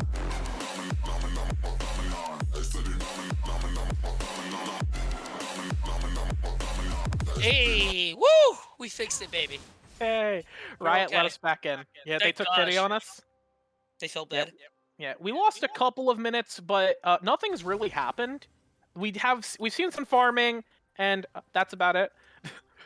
There's some items here. Jin did end up recalling. He got the first recall in the bot lane here and picked up an extra longsword, or I actually don't know if he started with the longsword and pots or if he started with boots and pots, but I think judging by how many health pots he has, I think it was boots and pots. Yeah, but I think so too. Yeah, picked up 2 longswords. Caitlyn is not recalled yet, so she's just sitting on the 1. However, she probably will be looking to recall soon enough. Otherwise, yeah, pretty standard. There aren't that many advantages. It looks like Hecarim is maybe a camp up on the Ivern. Ooh, Right? No, nice we have a sneak in. dragon take. Not Nobody- noticed at all. Can we Yeah, check the no- fog of war? Yeah, Yeah, no. there's. Yeah, they don't have any sight on this. They don't have any. They don't have any information. This is just a sneak, a 5-minute Level dragon 4, sneak yeah, right man, here. That's nice. Really like that, nice dude. stuff. I like that a lot. That was so well played with the Rift Scuttle there too. Just able to push them way in, push it up, and keep it moving. So now Caitlyn's back is going to be that much stronger, and you see she picks up the Berserkers for her first back. Yeah, no, that was definitely so good Ooh, jungle for invade, the too. side of the dragons Uh-oh. there, and They're gonna oh, collide. we have a collision potentially Oh, he here. dodged. Birdman. He rampaged it to move it out of his connect. I like All that. right. Vor Now with we the have to- flex there. We have to ask if that was intentional. That was so intentional. uh, Oh, he doesn't have Rampage right Oh, now, so no, he's yeah. not going to be able to actually, or he doesn't have Devastating Charge, so he won't be able to just eat his way out of there. Yeah, but he is fine. He's just gonna waltz out of that one. Oh, we have Ari. Oh, here it goes. Oh, the dodge. Here goes the Firefox, the Oh, Ignite, the the double she's- Firefox again, and that's going to be first blood over to the Astro Wave, showing the mobility power from the Fox Lady herself. Ari's best champion in the game. I don't know. Oh There my it is. Riot! I swear to Confirmed. God, I am going to go to. I am going to go to Riot Games headquarters, and I'm going to in Minecraft. It was. Ooh. Alrighty. Well. I guess we're gonna go to another. We're gonna go to another break. Yeah, we gotta go. We gotta go to another break while we wait for this to fix itself again. We apologize for this. Send your letters to Riot. Thank you.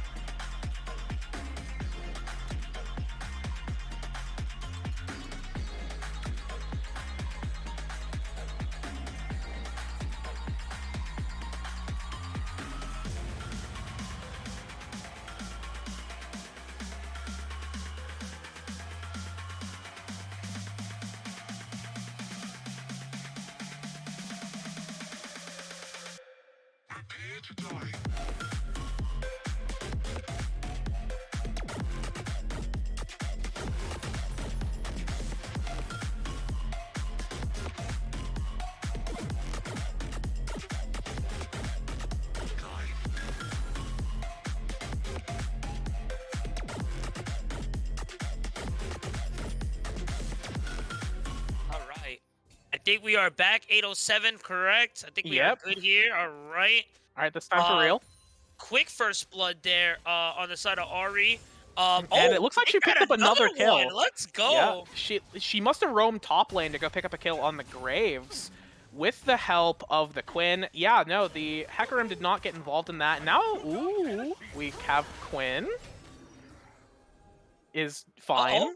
The Bloom going in. Shadow Dragon in a little bit of trouble. That was a little Okay, scary. I think we're a little distinct. You're a little behind. A little behind. Where we at? 45, 46, 47. All right, there we go. Ooh, E going in over for Leona. Rooted down, putting on the damages to Cupcake Chain. Oh, man, Ignite going in with the Solar Flare. No! Come on! God! I'm so angry. Can we get the graphic for the Eric Andre show? We'll be right back.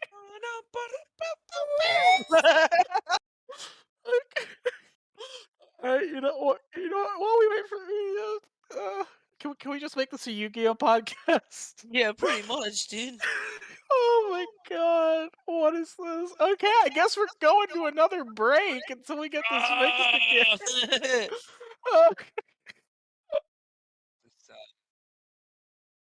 Just record the casters having a breakdown live.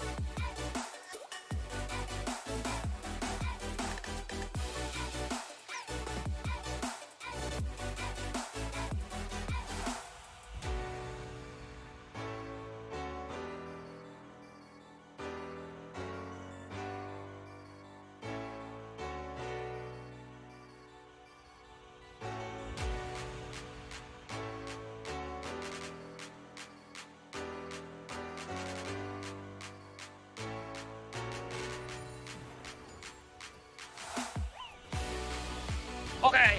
Hopefully Okay. we stay live, okay?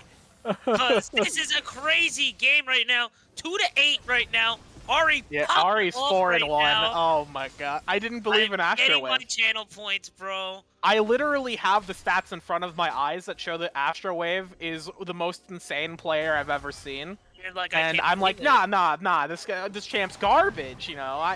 Ari can't be good. I've never seen Ari do anything. You gotta remember, it's more than just a champ. It's the person behind it. Yeah, there's a pilot in the plane, and this pilot is quite efficient, as opposed to the pilot in Corky's plane, who is not having the most fun I've ever seen. He's a little drunk. Leave the man alone. He's a little drunk. Oh, you gotta be kidding me. Where did you guys stop? I'm curious. I'm at 1251. 12:51. Oh my, we're all dying at the same time. We're all just crashing at the same time. Uh, Hashtag Riot do, Games. do, do, do. Hashtag Riot Games. Hey, look, I'm glad though, because I get my points as long as they keep it up. Oh god. Oh god. Yeah, I guess we're gonna have to go back to break. Odds are we're not gonna be able to get this game stable, so we might just have to cancel the broadcast for this one. We'll keep you posted on the situation as we see it resolve. Stick around.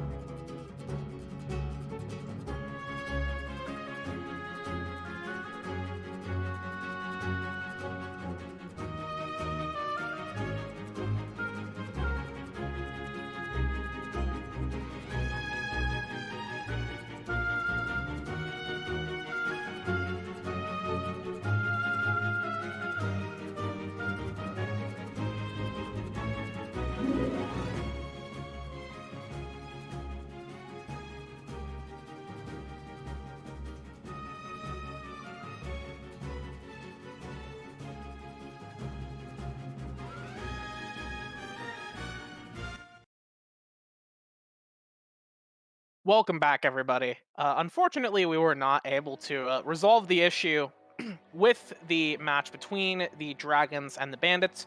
The game is still going on, and we are able to spectate and watch the replays of other games, but for some reason, this specific match crashes for all three of the people in this call right now who are attempting to watch the game. We don't know why. I've never run into this bug before.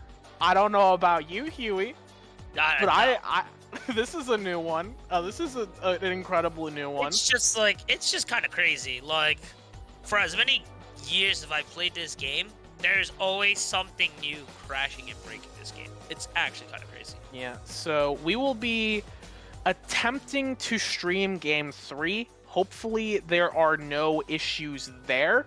We're wondering if it potentially could be related to current tournament codes or custom games or something along those lines.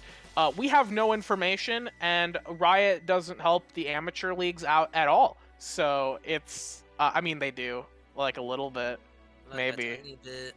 Maybe some really. amateur leagues, not all of them. But yeah, either way, it's unfortunate that we can't stream this match and we can't bring you the exciting conclusion of this game. I know you were getting a peek in there, Huey. What can you tell us about how it was going? How are my points looking? Are my points looking good? They were, excuse me, Bandits were on lead there with, with KDA. It was coming back, but it was still for the side of Bandits, so I think they should be able to close out. I think they had a 5-kill lead, I think. So Okay. So my points may be in danger. so. That's all right. You know, I put it all on the line to say that Ari was a bad champion, and I got proven wrong. You know, these are the gambles you make as the color caster. You can be proudly wrong, and so here I am, wrong. So yeah, I believe until we're the next match. We are having them get in lobby soon. Get on in here, boys. So we will be getting a game for you to watch, not the last game, but a game.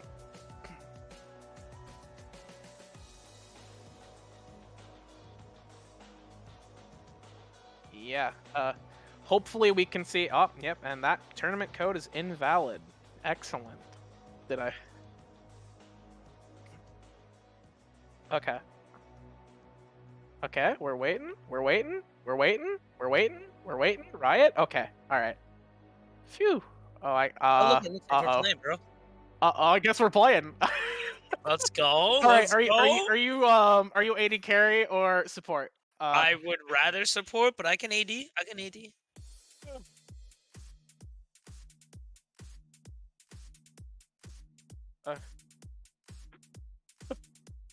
Okay, are we? Okay, all right. I'm joining. I'm. We apologize for the issues here. Oh, I get to color cast one night and it's just a train wreck, and I don't know I don't know what else to say. I know, Huey, you're like already asleep. I am a little bit, but I mean the memes is keeping me up. The memes are fueling me. Yeah, the excitement of trying to figure out, will we watch a game of League of Legends tonight? Those are the mysteries that I live for in life. All right, we are ready for draft, so we're gonna throw it right in there. Wolves versus Red. Toss it in there.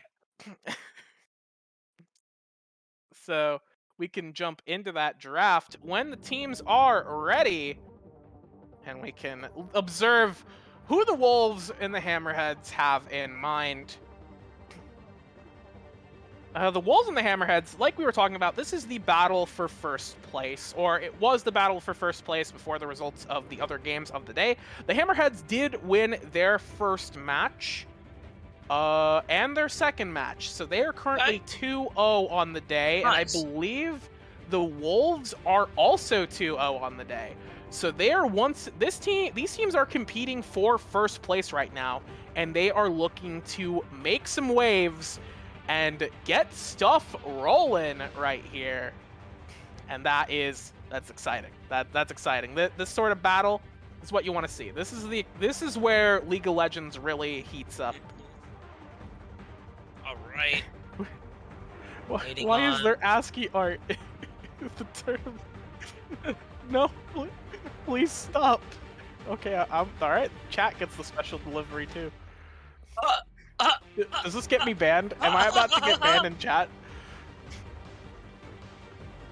The L, dude, I like that. The little L in the bag. Yeah, the Little L. L in the bag. Oh, L! I didn't even see You that. see the All L? right. Ah, the L is what got me. Oh, they're delivering an L. They just dropping it off. Oh no, it did not format right. They just dropping off L's. Yeah. Hold on. Yeah, you gotta.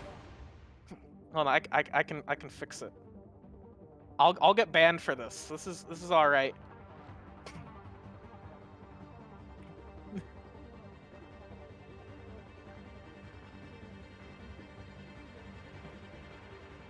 All right, hands are here. Finally, first round obviously going over to the Wolves. Red on red. Anivia being taken out over, excuse me, for the Fox there. Also just a really good control mage right now. Very strong, honestly, with the new mage items. Yeah. It is like a Yeah. mage meta. Would you agree with that?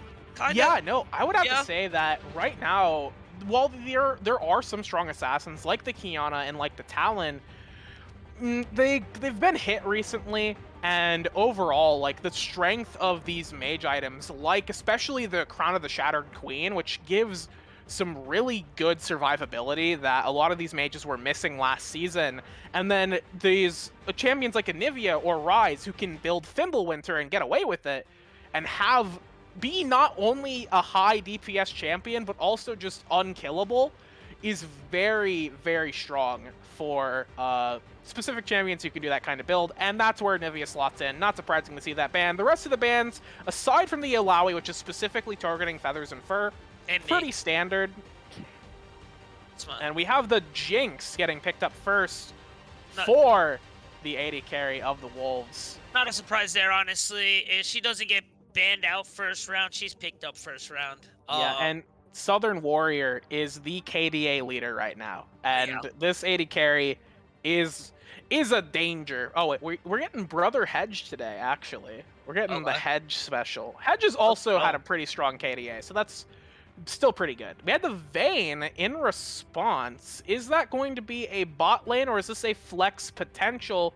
We'll have to see. Sejuani getting picked up for the jungle on the side of the Hammerheads really fits Sharky's playstyle, and I really think one of the interesting things in this matchup is the dynamic between how Sharky and Usain fill roles on their team. Usain is a very aggressive jungler. He has, I believe, the highest average kills per league for junglers. He is the highest in average kills per game, while Sharky is highest average assists per game based on junglers.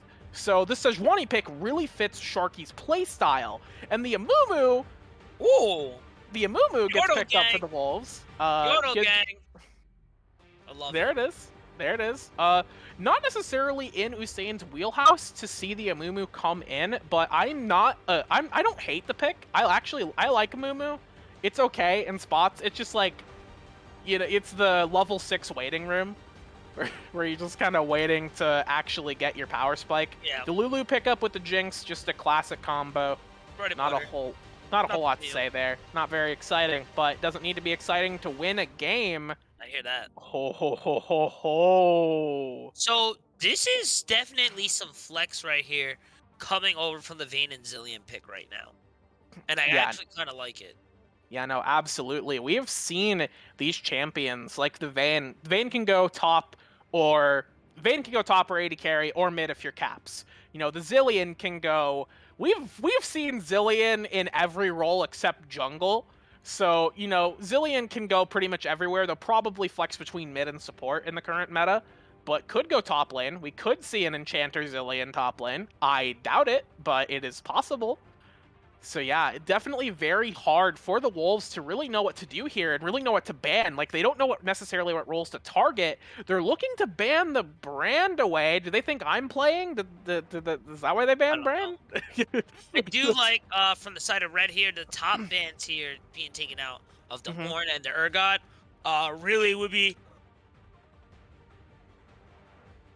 Yeah. Would have been some scary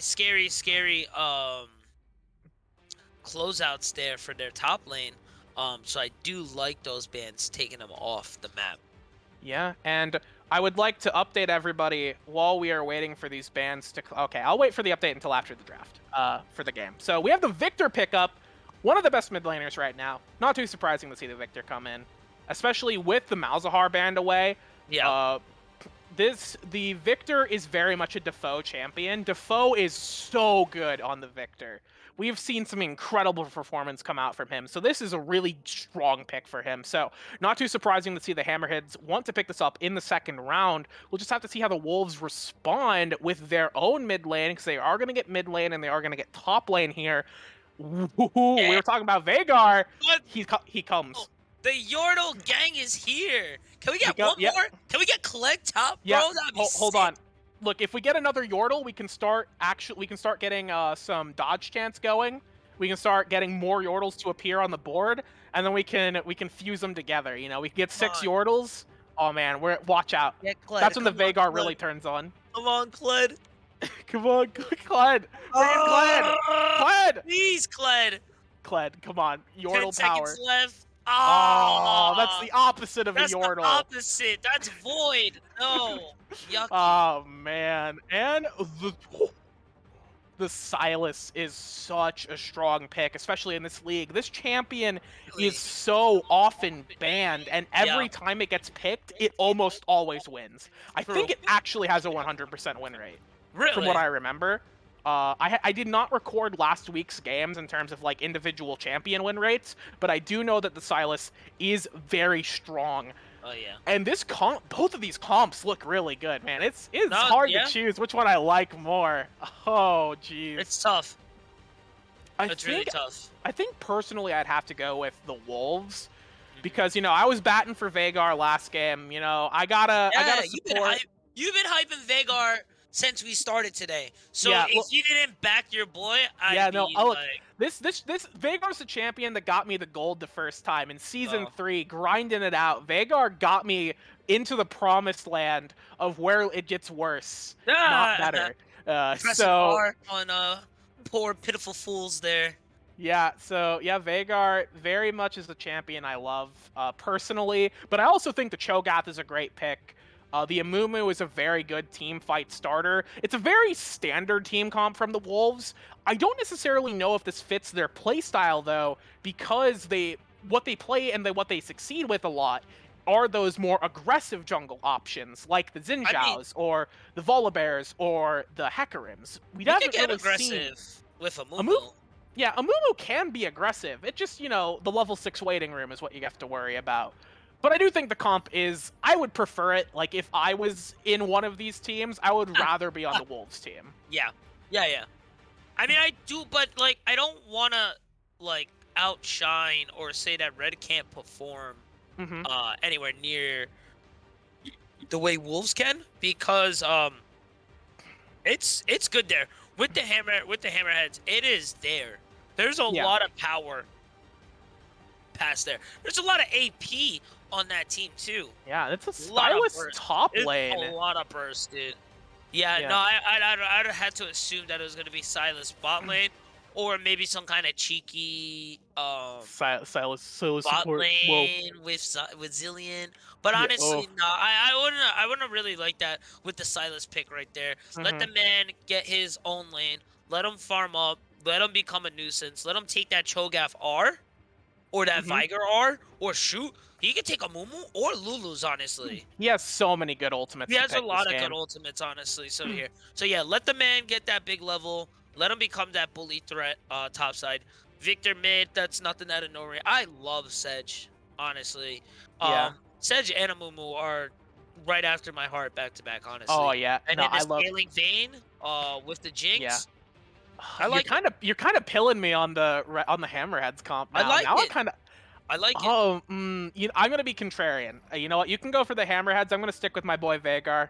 You know, I'd look like a clown, No, yeah. and I don't look like a clown if we look at the results from last game, Ah, uh, where the Dragons ended up picking the win, turning it back around on to the I don't know Bandits. how. So that I am so sorry, I don't Ari know how. believers, but I'm right. I I was don't right know the whole how. time. I don't know Champ is how. useless. They Can't win the threw. game. They threw So because we weren't commentating. That's what it that was. that's true. They lost the will to fight because they couldn't prove me wrong because I wasn't watching the game. Yep. But anyways, They're like, we're not on stream. We're out. yeah, we're done. That's it. That's it. So yeah, we'll throw predictions up for this match. Go ahead and put in who you think will win between the Wolves and the Hammerheads. It's going to be an exciting battle for first place. Which of these two teams can secure their position and potentially be... This could be an exciting match for seeding Yeah. going into playoffs. Even though there are still 2 more weeks, this could be the match that decides it. So this is a very important one for both teams, and you're going to want to stick around to see the results. Who can come out on top? Will it be Veigar, the Yordle squad, or will it be Silas and friends and all the ultimates he can steal? Stick around, you aren't going to want to miss it. We're going to be back with more League of Legends action after the break. Keep it locked.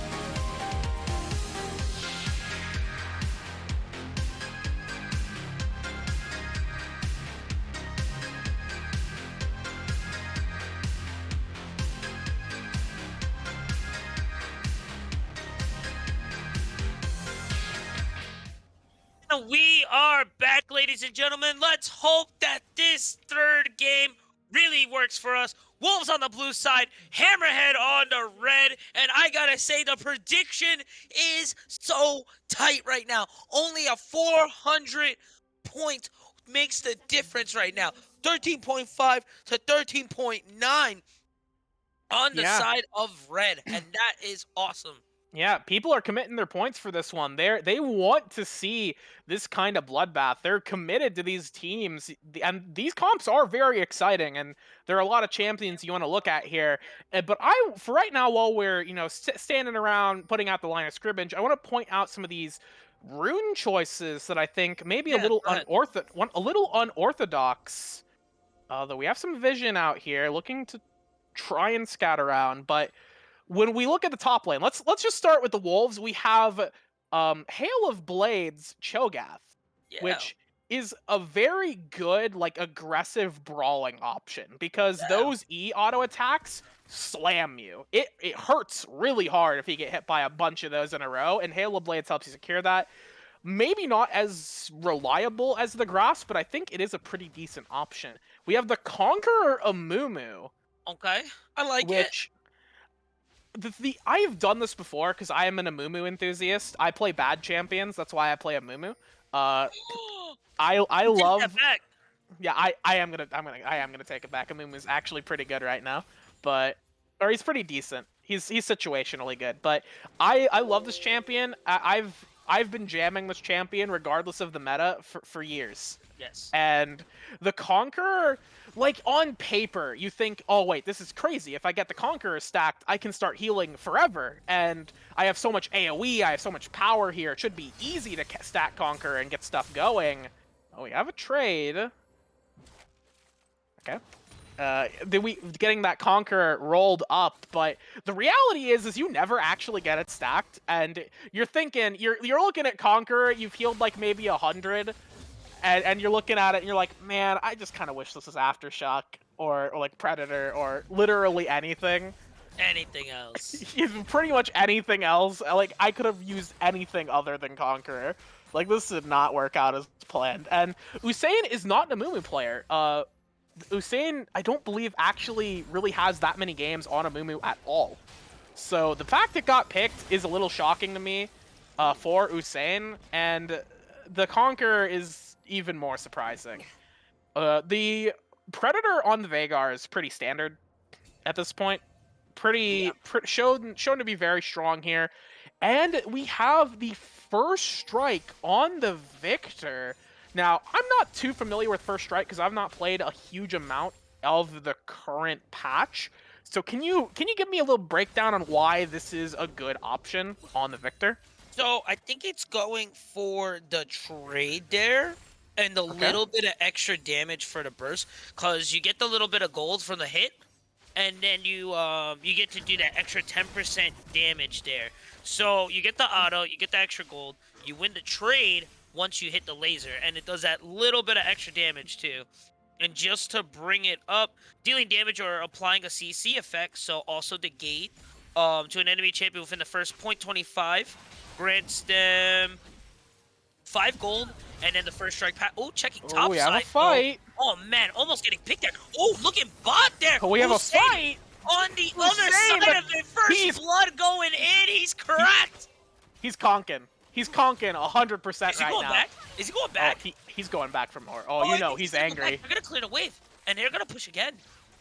Yeah, he's pissed. Sejuani's not here for them either. Victor's not on the rotate either. They have the Canyon Minion pushing. Oh, they have another wave here. They'll crash. Yeah. Right now. Oh. They're not gonna be able to get it though.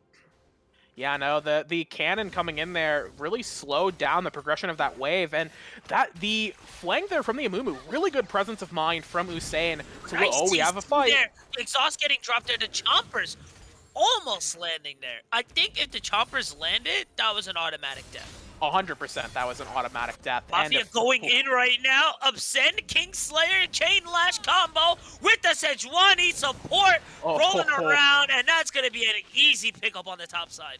Yeah, Sharky heard me saying that he didn't have any kills, and Sharky was like, yep, I'm getting them now. He's looking to pick these up. And we have the what are Zillion's in mid lane? Where did he come from? Why He's is he coming here? from the other side. Wait a minute. What? Homeboy A is crazy on a passing. journey.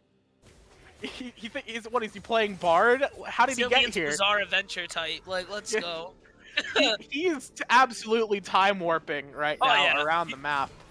But yeah, so much is happening so far into the game, and what I wanted to say that Usain had some really good movement there, and finding that opportunity to get that fairly easy dive, because Vayne and Zilean are both very squishy champions, and they're both easy targets. The Zilean especially, I've played a fair bit of Zilean support, and while it is very good at laning, you don't have a whole lot before 6 to keep yourself and your AD carry safe. Not really. You get the Like, you get the you speed have up.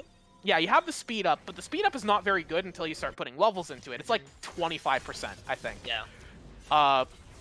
And you're gonna be wanting to put levels into your bomb, obviously. So Yeah. the speed up is kind of like the second thing you level, and I mean, right now you kind of level very slowly. So you're not getting that sort of speed up that you need to keep your other guys safe, and you're incredibly squishy on the Zilean, so you're just an easy target, and the Amumu took advantage of that. Amumu's early damage numbers, his base numbers are so high. He can kill very easily. Speaking of kill...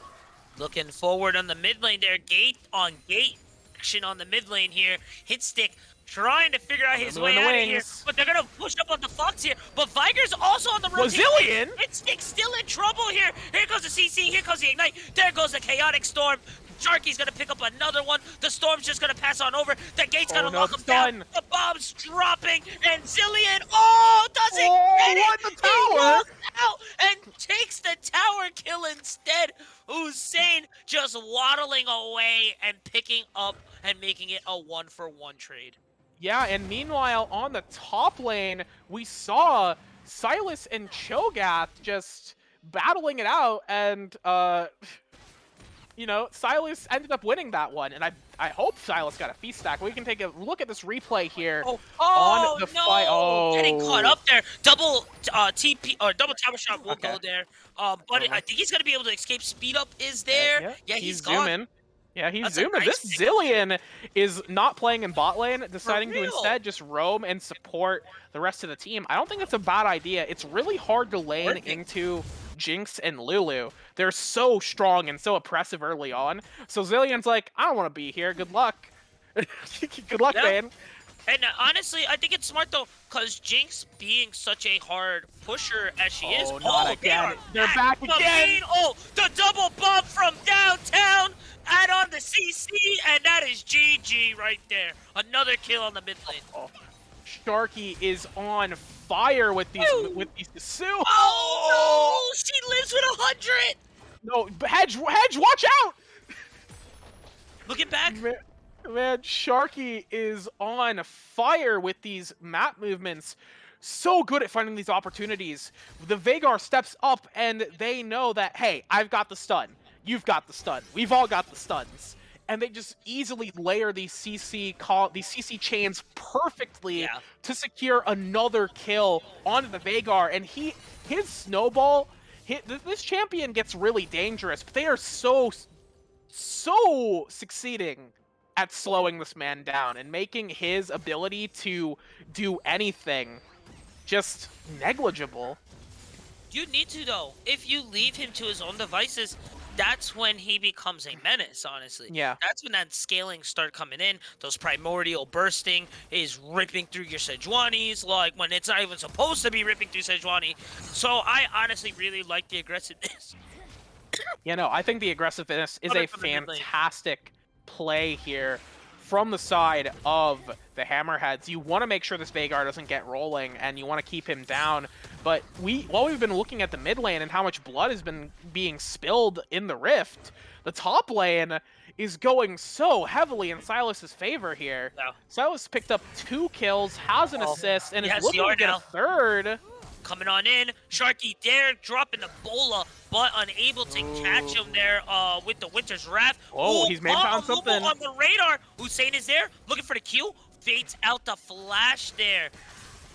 I mean, that is a flash getting blown there from both the Cho'Gath and the Sejuani, and I wanted to point out, I noticed this, that Sharky's ultimate was just barely not off cooldown for that. If Sharky had waited like another second before starting to walk in there, that ulti would have been up, and that would have been an That could've easy definitely pickup been a different- onto the yeah. Cho'Gath. So just, I mean, they had a very slim window of opportunity, and Sharky thought that they could secure it, and I don't think that's a bad decision, No. but it is like, you know, it's one of those things you have to look at, the kind of razor-thin margins you have to consider when going for these kinds of plays, and that one didn't necessarily work out. While it was a trade of flashes, you know, with the position that they're in right now, they should have gotten a little bit more, I feel. Yeah, I think honestly, it's just Feathers is a little behind on this show. And honestly, with that gank approach coming from the Silas and the Sejuani, I don't think fighting was really in their head. They wanted to reposition, make sure that they were safe in that situation before re-engaging. And then honestly, if that radar from Sharky wasn't radar and Amumu was able to get the jump, I think that might have been able to change the game up a little bit. Yeah, But absolutely. I would say that really that went even though it wasn't much, even though it was very minuscule, it went to the side of Wolves. For sure on that. But it's not like anything that's gonna be game changing or drastic right now. Yeah. But looking at the scoreboard, 2-5 right now, and Oh, it's Sharky. tied. Sharky getting caught up and throwing the bola, and the Fox just having the funnest time of his life right now because of Sharky. Yeah, Defoe is getting fed all these delicious Veigar kills and just picking up, another gourmet selection from you, Delicious. Sharky. Ah, yes, I would enjoy this much. I enjoy this muchly. Thank you, friend. Rotation Such over fine onto dining. first Drake here. It is Infernal. It's looking pretty good right now. 1.4 left, 10k. Yeah, it's gonna be. Yeah. Yeah, that's an easy secure. And Sharky, we're talking about Sharky doing such a great job of making movements around the map. Meanwhile, Usain is not like falling too far behind, at least in terms of farm, picking up a ton of these camps on the Amumu, going for more of a power farming option on this champion. And while you can power farm on the Amumu, I think I'd much rather have seen Usain on a different jungler if this was the plan, or if this was going to be the result, if we're just going to be farming for 30 minutes. Like, I'd much rather see, like, an Udyr power farming for 30 minutes, or a Xin Zhao, or a Hecarim, Volibear. Any of these options, I think, could have been... If in this particular game state, we'll have to see. I do think the Amumu is a good pick for the team, but at least in terms of power farming, I'm not sure if the power farming Amumu is the best option in the situation. You want to be looking for those bandages. You want to be looking for those good ultimates and getting that value out of such a strong lockdown champion that I don't think Usain has been able to convert anything into. So I think the issue is I don't think that was the main plan there for the power farm, but Yeah. I think he just hasn't been able to find an opportunity that is needed or that was warranted for him to get aggressive there. Sejuani, Sharky with the foe, really able just to wombo and get something going, was just more beneficial to them. So instead of trying to force their hand while being behind, I like the power farming, get your items up, and hopefully be able to spike into something and be able to do something as we transition into the mid game. Okay, yeah, I can see that. I can definitely see that. I don't think the power farming was bad, given the state of the game. And like you said, Usain has not had a huge amount of options, aside from in the early game where he was able to pick up that kill. Oh, hit stick, man. no. Oh, gets the Everfrost there, gets the stun, walks right into the gate, and hits it, gets the lift for free. He needed to wait like one more second there. And Mafia also had flash too. Like, if you wanted to keep going for that kill, you could have flashed out of the cage, and Silas absolutely would have had enough follow-up. Hitstick had to flash there themselves, so Maybe the yeah, that could cooldown made him a little nervous. Yeah, Just about probably. everything was on cooldown. Everfrost Yeah. was on cooldown too, you know? So maybe he didn't want to fully commit and then get caught out by an Usain roam or something like that. That is true. You would be giving up your flash for a Veigar, and speaking of Oh, flashes, there it okay. is. Going back on in. Diep's in, Diep's gun, and there goes the drop.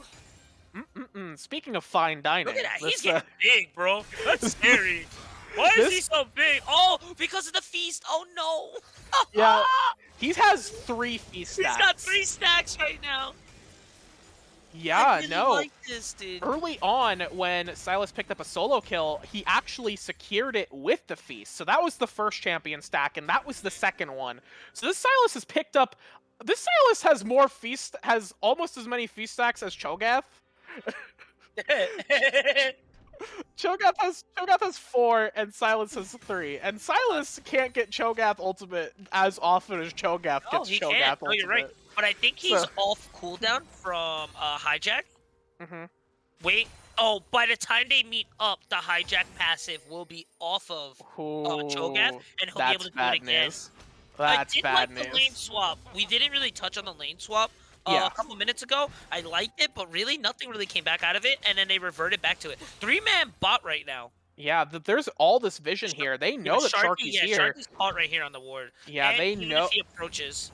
Yeah, it's even with the approach, like it's so far back here. The Hedge and Shogun are playing so safe that while like sure that they're getting a little bit of lane pressure here, and they can convert that into the dragon, which is coming up in another minute. This is, Sharky's just kind of standing here wasting time, and meanwhile on the top side of the map, Amumu is securing the Rift Herald while Sejuani is standing still and recalling. So, not even recalling, we've decided to move into the jungle where there are no camps up, except for a single Grump. I don't think that was necessarily anything too bad. Like, Yeah. there was definitely other things that you could have been doing. But, I mean, waiting out, seeing what's going on to try to fish out something for your bot lane, that is really the only one that isn't, or, excuse me, that's the only one that isn't snowballing yet. I see it. I see it. Yeah, And honestly, with the, what, the 10, 15 seconds? Uh-oh. Yeah. Okay. You saw Sharky hanging around mid lane. You were in Wait. He may be looking for it. Yeah, right? For real. A Sharky's a shark in the water right here. Actually Jaws. Looking for some prey. Oh, man. And you can even see on Hitstick is real passive on, like, passing through that river. He's like, horrified. He knew.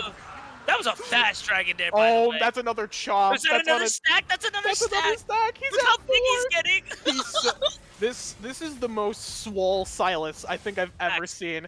This man is absolutely taking some performance-enhancing drugs, and the committee should review this. Yeah, no, he should definitely be getting checked for some doping right now, for sure. He's so thick. Oh my goodness. Wow. Oh, we got the Hex Tech portals. Yeah, so we will have to see where this game goes from here. But right now, like the top side of the map is so thoroughly ahead for the side of the Hammerheads. But the bot lane is actually not looking too bad for Hedge and Shogun. Like, while it's super explosive compared to like the mid lane and the top lane, that's a pretty sizable CS lead. Nearly 40 CS up onto the lane opponent there, and an assist. So, also going to be picking up some turret gold here with the Herald. I like this. There's a good roam here. Get your Jinx out. This is the only one on their side that is not losing right now, so I do like this. The only downside here is... Ooh, the knockback there. Okay. Oh, negative draw. That was close. That was close. Shot wide. But the only downside I would say for this bot lane is that Spectral scales. Spectral scales heavy. Very heavy. Vayne is such a strong scaling champion, and with the Zillion, like the Zillion's slow early on. It's very whelming, but later on in the game it is quite overwhelming because that's like a 99% speed. We have dive. He's coming in. Everfrost chain going in. Mix up the frozen. TP coming in as well. We ain't chopping just yet. The TP going in. We're going to have to respect it. Instinct coming in. Dropping the gate. Oh, he attacked with the cage. And there goes the Primordial. The chain coming on in. Mafia going in. Looking for the chain. Mixing it up. And nom. Making it a 1-for-1. This monster of a man is on a rampage right now. Look at that guy. He's huge. So big. He looks like he has the big elixir on right now. He looks like he's ascended. Yeah, look at those chains. Like you could see You can see the display. Oh, replay coming up actually. Yeah, we have a replay coming up of the top dive here, and you can see Sharky looking around, doing a good job, pushing the wave in here, getting it in a good spot. Not a huge amount of minions, and Feathers and Fur can clear this out, but the CC chain goes very well. Feathers gets good distance there with the flash, able to space out, giving enough time for Hitstick to come in, throwing down the cage, That's so unfortunate. stopping the blast plant. Good decision there by Hitstick to throw it down there, but Mafia is so strong. Able to just get in there, get Cho'Gath below that health threshold, and chomp them down. So yeah, very good, a fairly well-executed dive. The escape was not ideal, but they still picked up the kill, and more importantly, they got Silas bigger. He's huge. 5 now? 5 stacks, yep. He's looking pretty dangerous, and Yeah, no. the more HP he gets, this is just like free gold that he should have never gotten in any other game. But he's getting it specifically in this game thanks to Cho'Gath Ultimate. I honestly like it because we were talking about all the ults that he could have gotten, but we didn't even touch that he could have just gotten really big off the Devour. And like that's some big brain right there. Because with the Devour, you get the passive health and it goes off of AP. So the bigger Mafia gets, the bigger his ults do. So I like it a lot, honestly. Yeah, no, I think that picking the Silas into the Cho'Gath was an excellent decision right here, and he's becoming both a tank and a DPS due to this pick. You love to see it. It was such a smart decision, and Mafia is executing so well. It's really just impressive from this player here, and well, Mafia's been doing very well across the league just in general. It's such a strong laner in most different matchups, and compared to Feathers and Fur, like no disrespect to Feathers and Fur, but I looked at their match history. They have played 6 games of Ornn, 1 game of Alawi, and 1 game of Cho'Gath. They lost the game of Cho'Gath, and the games that Wolves has a very good record, but that is with Feathers and Fur pretty much only on Ornn. Nice disrespectful steal there. And the Ornn got sniped out in the second round of bans by the Hammerheads there. So Feathers and Fur on maybe a less than comfortable pick here with the Cho'Gath. And Alawi ban too.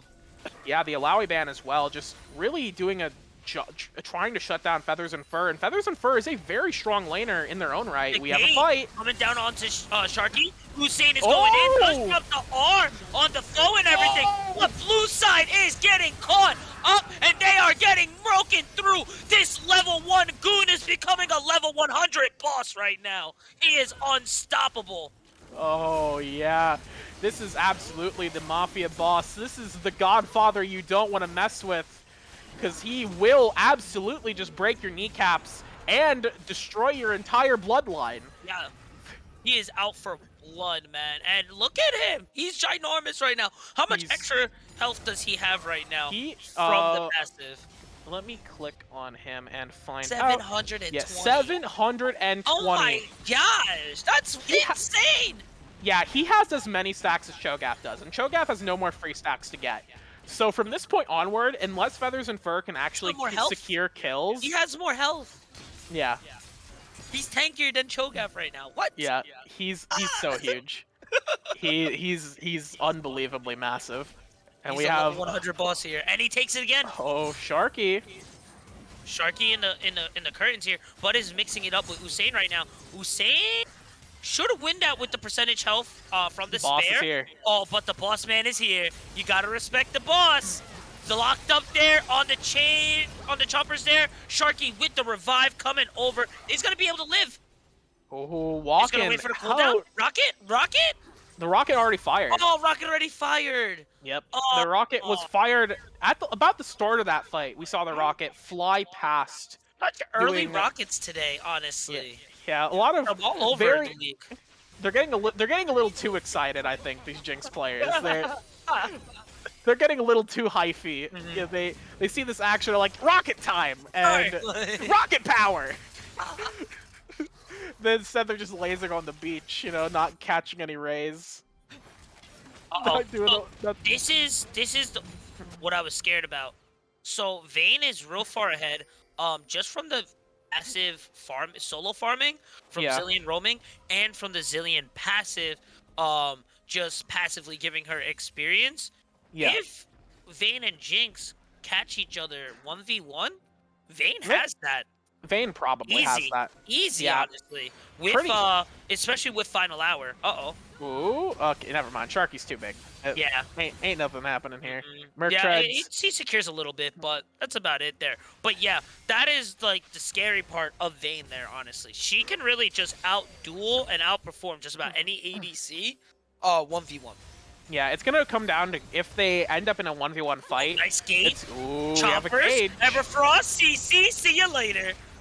And there's the CC combo that they have been looking for. Veigar showing off what I was talking about earlier with his ability to just lock people down. And he was able to lock the Victor down, and honestly, he probably didn't even need the backup. The backup was nice, but getting that kind of lockdown, even though he has such a he's a bit behind in gold, he still has Rabadons, so like that's all he owes. We have Oh, the Bola ult coming down off the Sharky, and my man is just eating good tonight.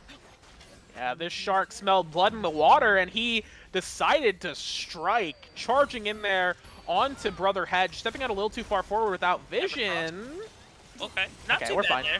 Yeah, stepping a little too far forward without that much vision onto where Sharky was, and ending up just getting caught out by the Bola. Really good ultimate from Sharky there, just securing that really easily. Really just job's done, you know?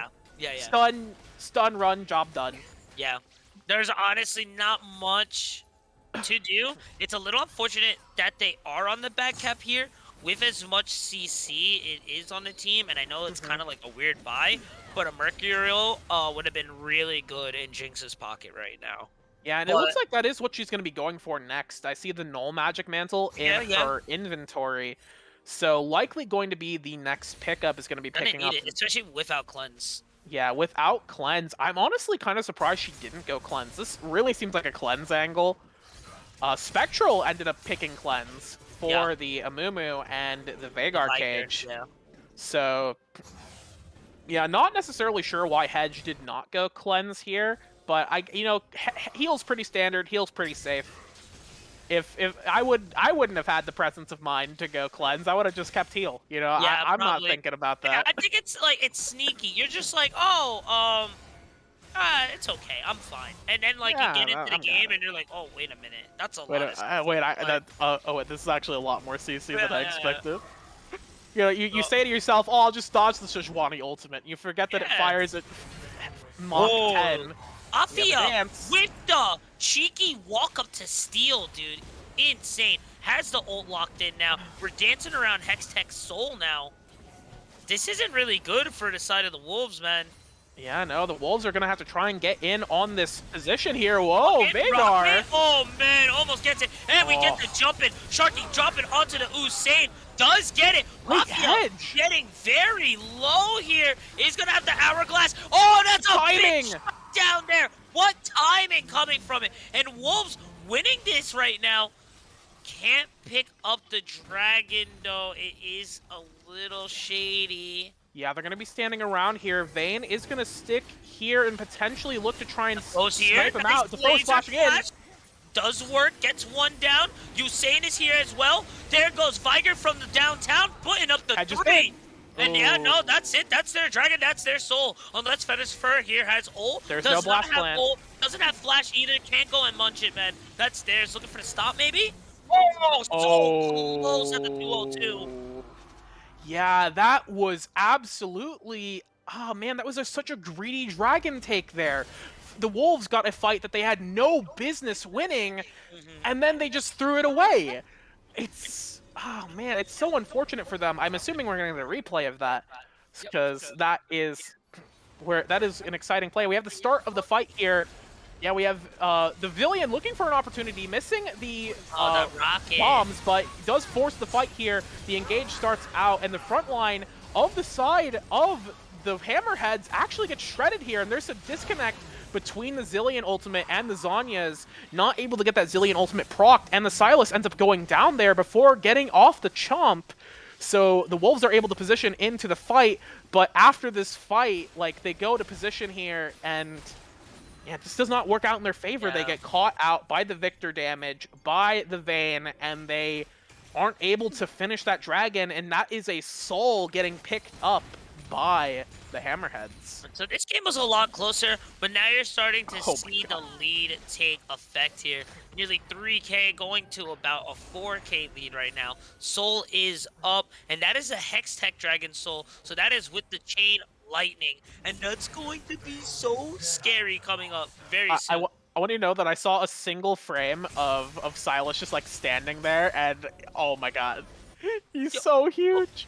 So He like has- him in the bush, just kind of hanging out, like he shouldn't be able to hide in a bush being that big. That's what I'm saying. He's bigger He's than ginormous, dude. Cho'Gath. Yeah, he's kaiju sized right now. This he's man's kaiju size. actually a kaiju. Yeah, no, he is a literal monster right now. And yeah, Dude, he's as big as Baron. yeah, he's the threatening kaiju. Like, Feathers and Furs over here looking like Gamma Seal, and Silas is definitely not actually a threat. The rotate here. Mysticate Rocket is down to 2-1. Looking for the steal. Oh, so close. Hussein tries to get it, but they're going to pick up 2 there for the side of Wolves. They're going to pick up 3 there. Looking for 4. Excited. They might be able to peel it on through. There goes just the double, going hard. back and forth. There goes 4, and that's an easy pickup for the side of Wolves. Oh my goodness, we've got a game on our hands right here. Call that a burger, because that was a flip. We are gonna have, hot yeah, we're gonna have to catch a replay on that one, because there is a lot happening there. So we have this Baron fight here. They're getting it low here, but the Wolves do have information. They have vision. Hussein gets a really good start here, looking for an opportunity to go into this. Hitstick gets a good stun. Hussein manages to get in onto the back line, doesn't secure the Baron, goes to the Silas, but able to create a ton of distraction there. And Hitstick and Brother Hedge are able to put out so much damage onto the front line. And Brother Hedge is so strong right now. They are able to trade back. Vayne is strong enough to not just instantly die to those crit auto attacks, but yeah, we're gonna have to see this one again. Yeah, all right, never mind. We're coming back for sure. Yeah, such just man, the Baron does get picked up, and I believe it is still on the Zillion, but that's the only member who currently has Baron, and that is a great way to start trying to stabilize this game for the Wolves. Yeah, no, this is definitely, they were looking for a way into the game, and this was their way in, shutting down the Baron option, getting shutdowns across, and winning the game, or winning that match 3 to 5, or 3 to 4. Sharky finding it, Everfrost going down in, the chain is there, TP coming in as well, and now my man isn't getting as bursted out as he was. Yeah, Cho'Gath's picked up some items. He actually does have some feast stacks now. He's very tanky, and he does have the Fimbulwinter completed. And so, Sharky we have an again, opportunity. Jumping into the water. Chain CC going down on Hussein. The ult has Here's to go the bow. down onto Lulu. There goes the Bola, catching Feathers and Fur, and they're pushing on hard. 2-0 right now. The gate is open, and it's going to keep them, keep Viger alive, but they're going to find their way in with that pick there. Yeah, that was such a... Yeah, that was just such a fantastic... Oh, that Everfrost was almost the death knell. But that was such a great pick there from Sharky, able to catch out the Amumu, get rid of the jungler, and then Feathers and Fur, just no mobility on this Cho'Gath. They still had the flash, but no way to really get out of that fight once you're in it, and just get shredded down by the Vayne and the rest of this front line here. And Hedge wasn't there for that fight. Hedge wasn't able to do anything. So there was no damage. Oh, wow. Might get caught here. Can't be slowed from passive. Looking back there on the inhib there. They're going to crack the middle one. Yeah. They're going to crack the mid lane inhibitor here, picking this one up, and going to be looking for the Elder Drake, which is spawning in 30 seconds here. Oh, damages. Rocky coming in, but the big Kaiju Mafia boss himself is going to tank it. And they're on the run now. They got to be careful here. Yeah, Hammerheads are on the run, and now the Wolves have a pretty good position here to try and posture around this dragon, the Elder Drake here, because the health bars aren't too promising for Defoe or Sharky, and those are two of your core members that you want to have for this fight. So there is a window of opportunity for the Wolves here, but we have the TP coming back. Mafia and Mafia and Defoe both have TP. They're going to be going in. Gone. The R is there. Oh, misses the lockdown. Everfrost coming on in. There goes the bullet back. Mafia is in trouble. There's not a lot of health. But 1 for 3 right now is insane. They are gonna continue going. Brother Head's trying to put on the damage, but it's not even enough. It's a fur. It's gonna be the last one up, and it's going to be game. And that is exactly what we wanted to see right there. Mafia goes forward. It looks like he was going to get caught out there, but the CC coming in from the back from Sharky, and then Spectral following up with that incredible amount of damage. Just, whoo mama. There it is, the Yordle gang, unfortunately, gonna be stopped here. 11-23, 63,000 gold. That is about a 1,200 gold lead, and that is going to be GG's. Well played. Yeah, no, great. That was such an exciting match between these two teams, and it really shows, you know, these are the kinds of games that we're getting from these teams at the top of the table. These sorts of really, I wouldn't necessarily say back and forth, but there were so many opportunities for the Wolves to come back in there, like at that Baron fight. Although they lost the Baron, they were able to maybe show some signs of life, and that game could have started to turn back around if they were able to find any more fights. But the pick power from the Sylas and from the Sejuani is just so hard to beat when you're at a disadvantage. Even if you have the Amumu and you have the Veigar cage, you need that damage to follow up. And Brother Hedge was putting out some DPS, but not nearly enough to compete with Defoe or Spectral or the Sylas. Just, man, little the Hammerheads showing why they are at the top of the league right now. We are going to get the MVP vote out for this one. Who do you think on the Hammerheads deserved this win? Is it going to be the thick boy Mafia level 100 boss in the top lane? We have Sejuani, Sharky, Defoe on the Victor, Spectral on the Vayne, or the Zilean was so inconsequential that I forgot it was in the game. Oh, don't do Defoe like that, bro. No, the Zilean was Veigar feed. Oh, yeah. Defoe's doing fine. Don't do Zilean like that, bro. Not that Veigar feed did bad, of course. Like, the Zilean did what it needed to do, but, like, I'm thinking about the rest of that game and the plays that we saw, and I'm trying to think of one thing that the Zilean really, like, orchestrated. Those mean rotations early. those early rotations. Actually, no, you got that. You have that right. Those early rotations were so good from Veigar feed. Abandoning Spectral, but the Vayne is fine. Like, the Vayne just wants to... Vayne's going to be farming under tower anyways, and it doesn't matter necessarily.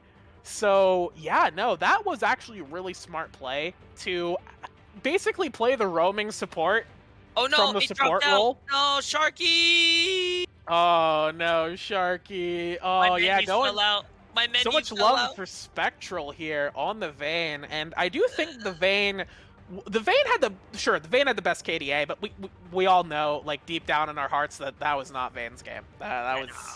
There were 4 other people in that game that mattered more than the Vayne. Yeah, he was dropping bombs in the back. Oh, my mouse died on me. Oh, I'm out of points for voting. Oh no. I've got points. I'm doing it. I wanted Sharky so bad to get it, and Spectral just took a head there. I'm mashing. I will waste all of my points for Sharky. Yes. Go ahead, Spectral fans. Try and stop me. Yeah, so, yeah, such an exciting game, and really shows just how close these teams are. And don't want to take anything away from the Wolves. I think that with the position they were in, they did a fairly good job at trying to pull that one back. They found some good pick opportunities. Usain, well, I want to say that the Conqueror healed him like 71. I checked later on in the game, and Conqueror completely useless, like I expected. Yeah. But aside from that, like Usain had some really good decision making on to the Amumu, finding some good plays, finding some good opportunities, but his team was just the team overall was just too far behind to really convert anything from it, aside from the one fight at the Baron where they were able to succeed, you know. So yeah. Yeah, I don't know what else to say. That was a great game. That was such a crazy game.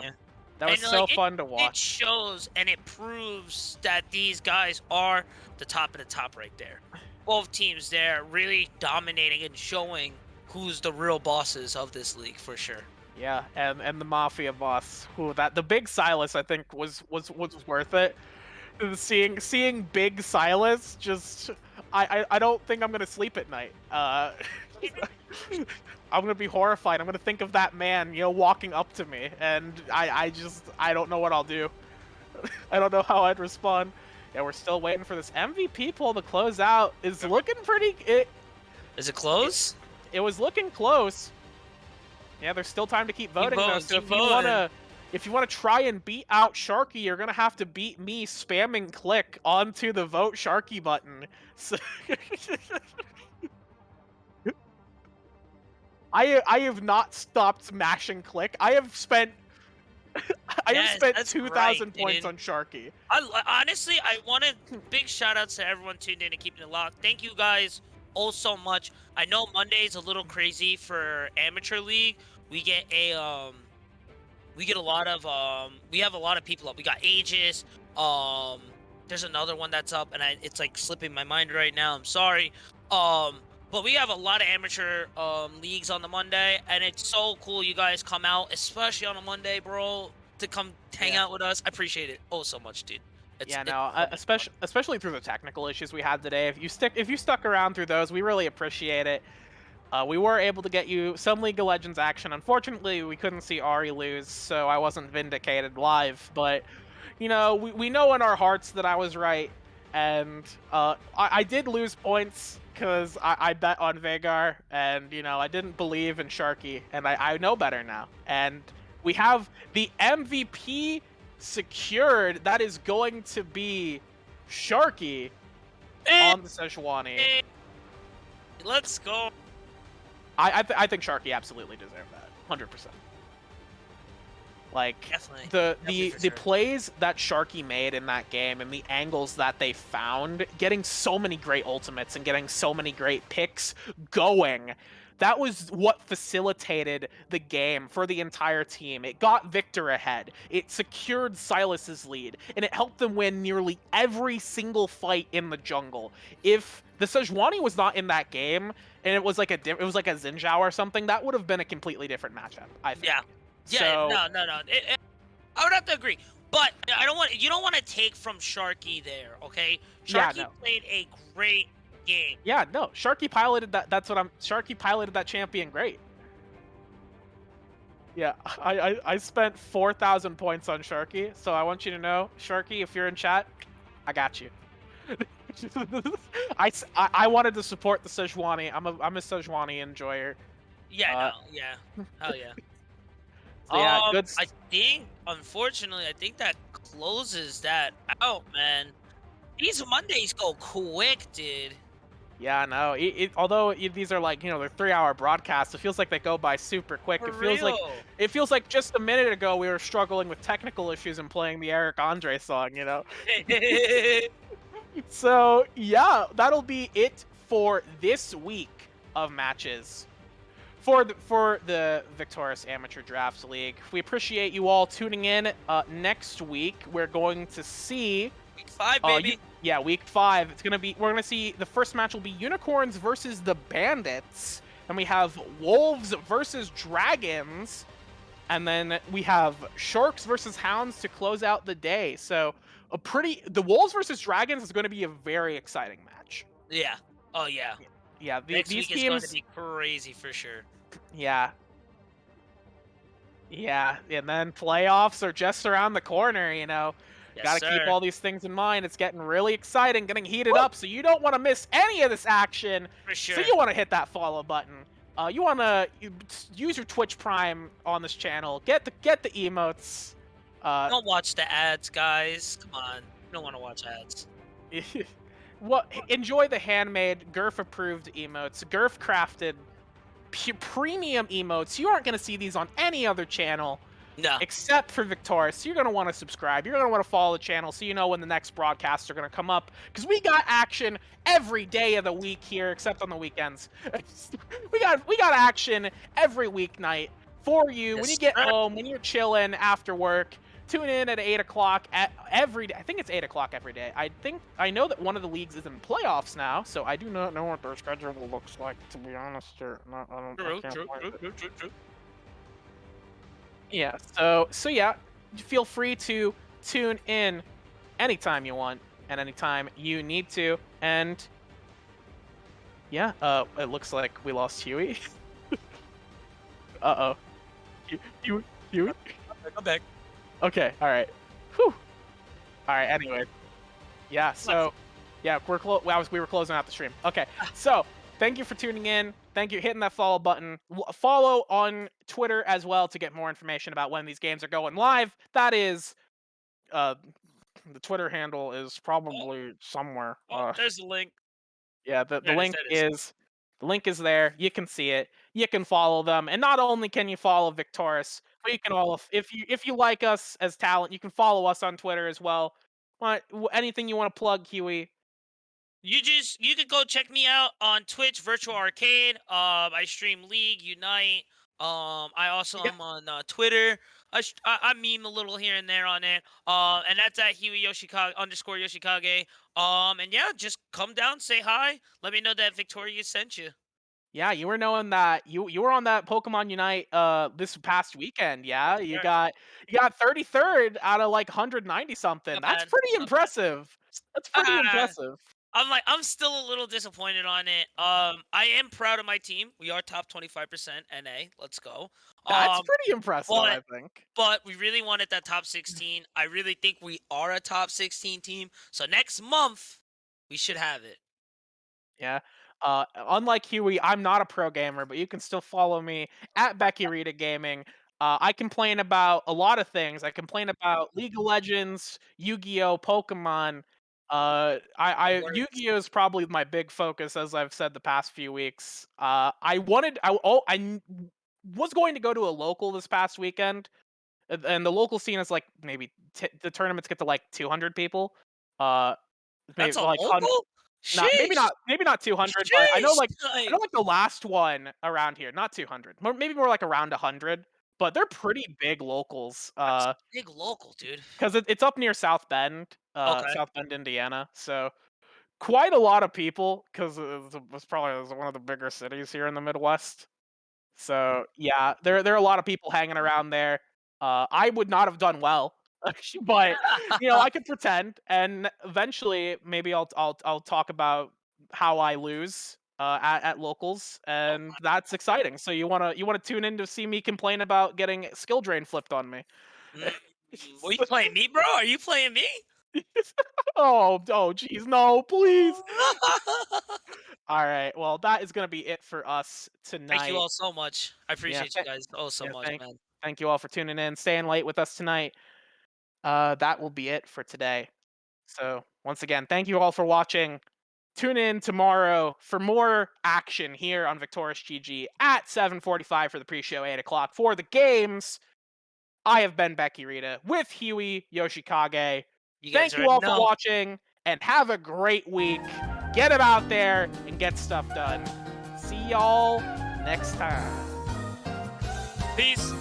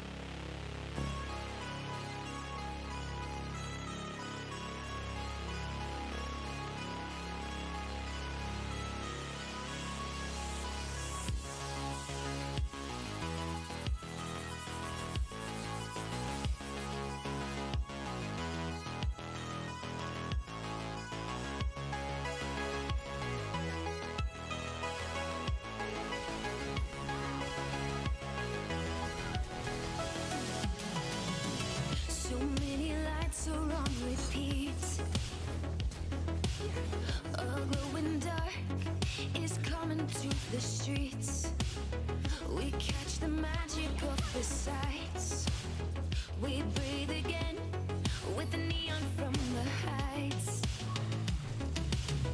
Tell me, did you ever want it? Just to stay here by my side. It's the magic of the moments under the sleepless sky. Tell me, did you ever feel it? A static touch beneath your skin. It's the rhythm of the heartbeat. So deep within, so sleepless nights. So long night. Starting from the early midnight, straight on to the morning light. So sleepless nights, we can't deny. Waking us like a neon moonlight, just like strangers up to life.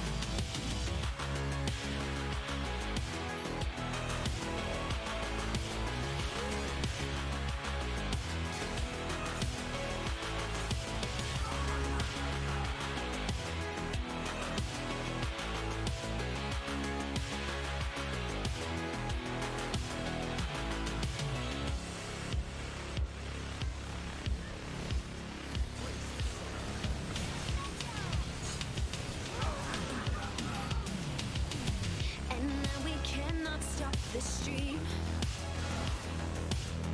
We light the arc, we change the gravity. Surrounded by the shining sights. We dream again how we could stop the tide. Tell me, did you ever want it? Just to stay out of the dark in an everlasting moment.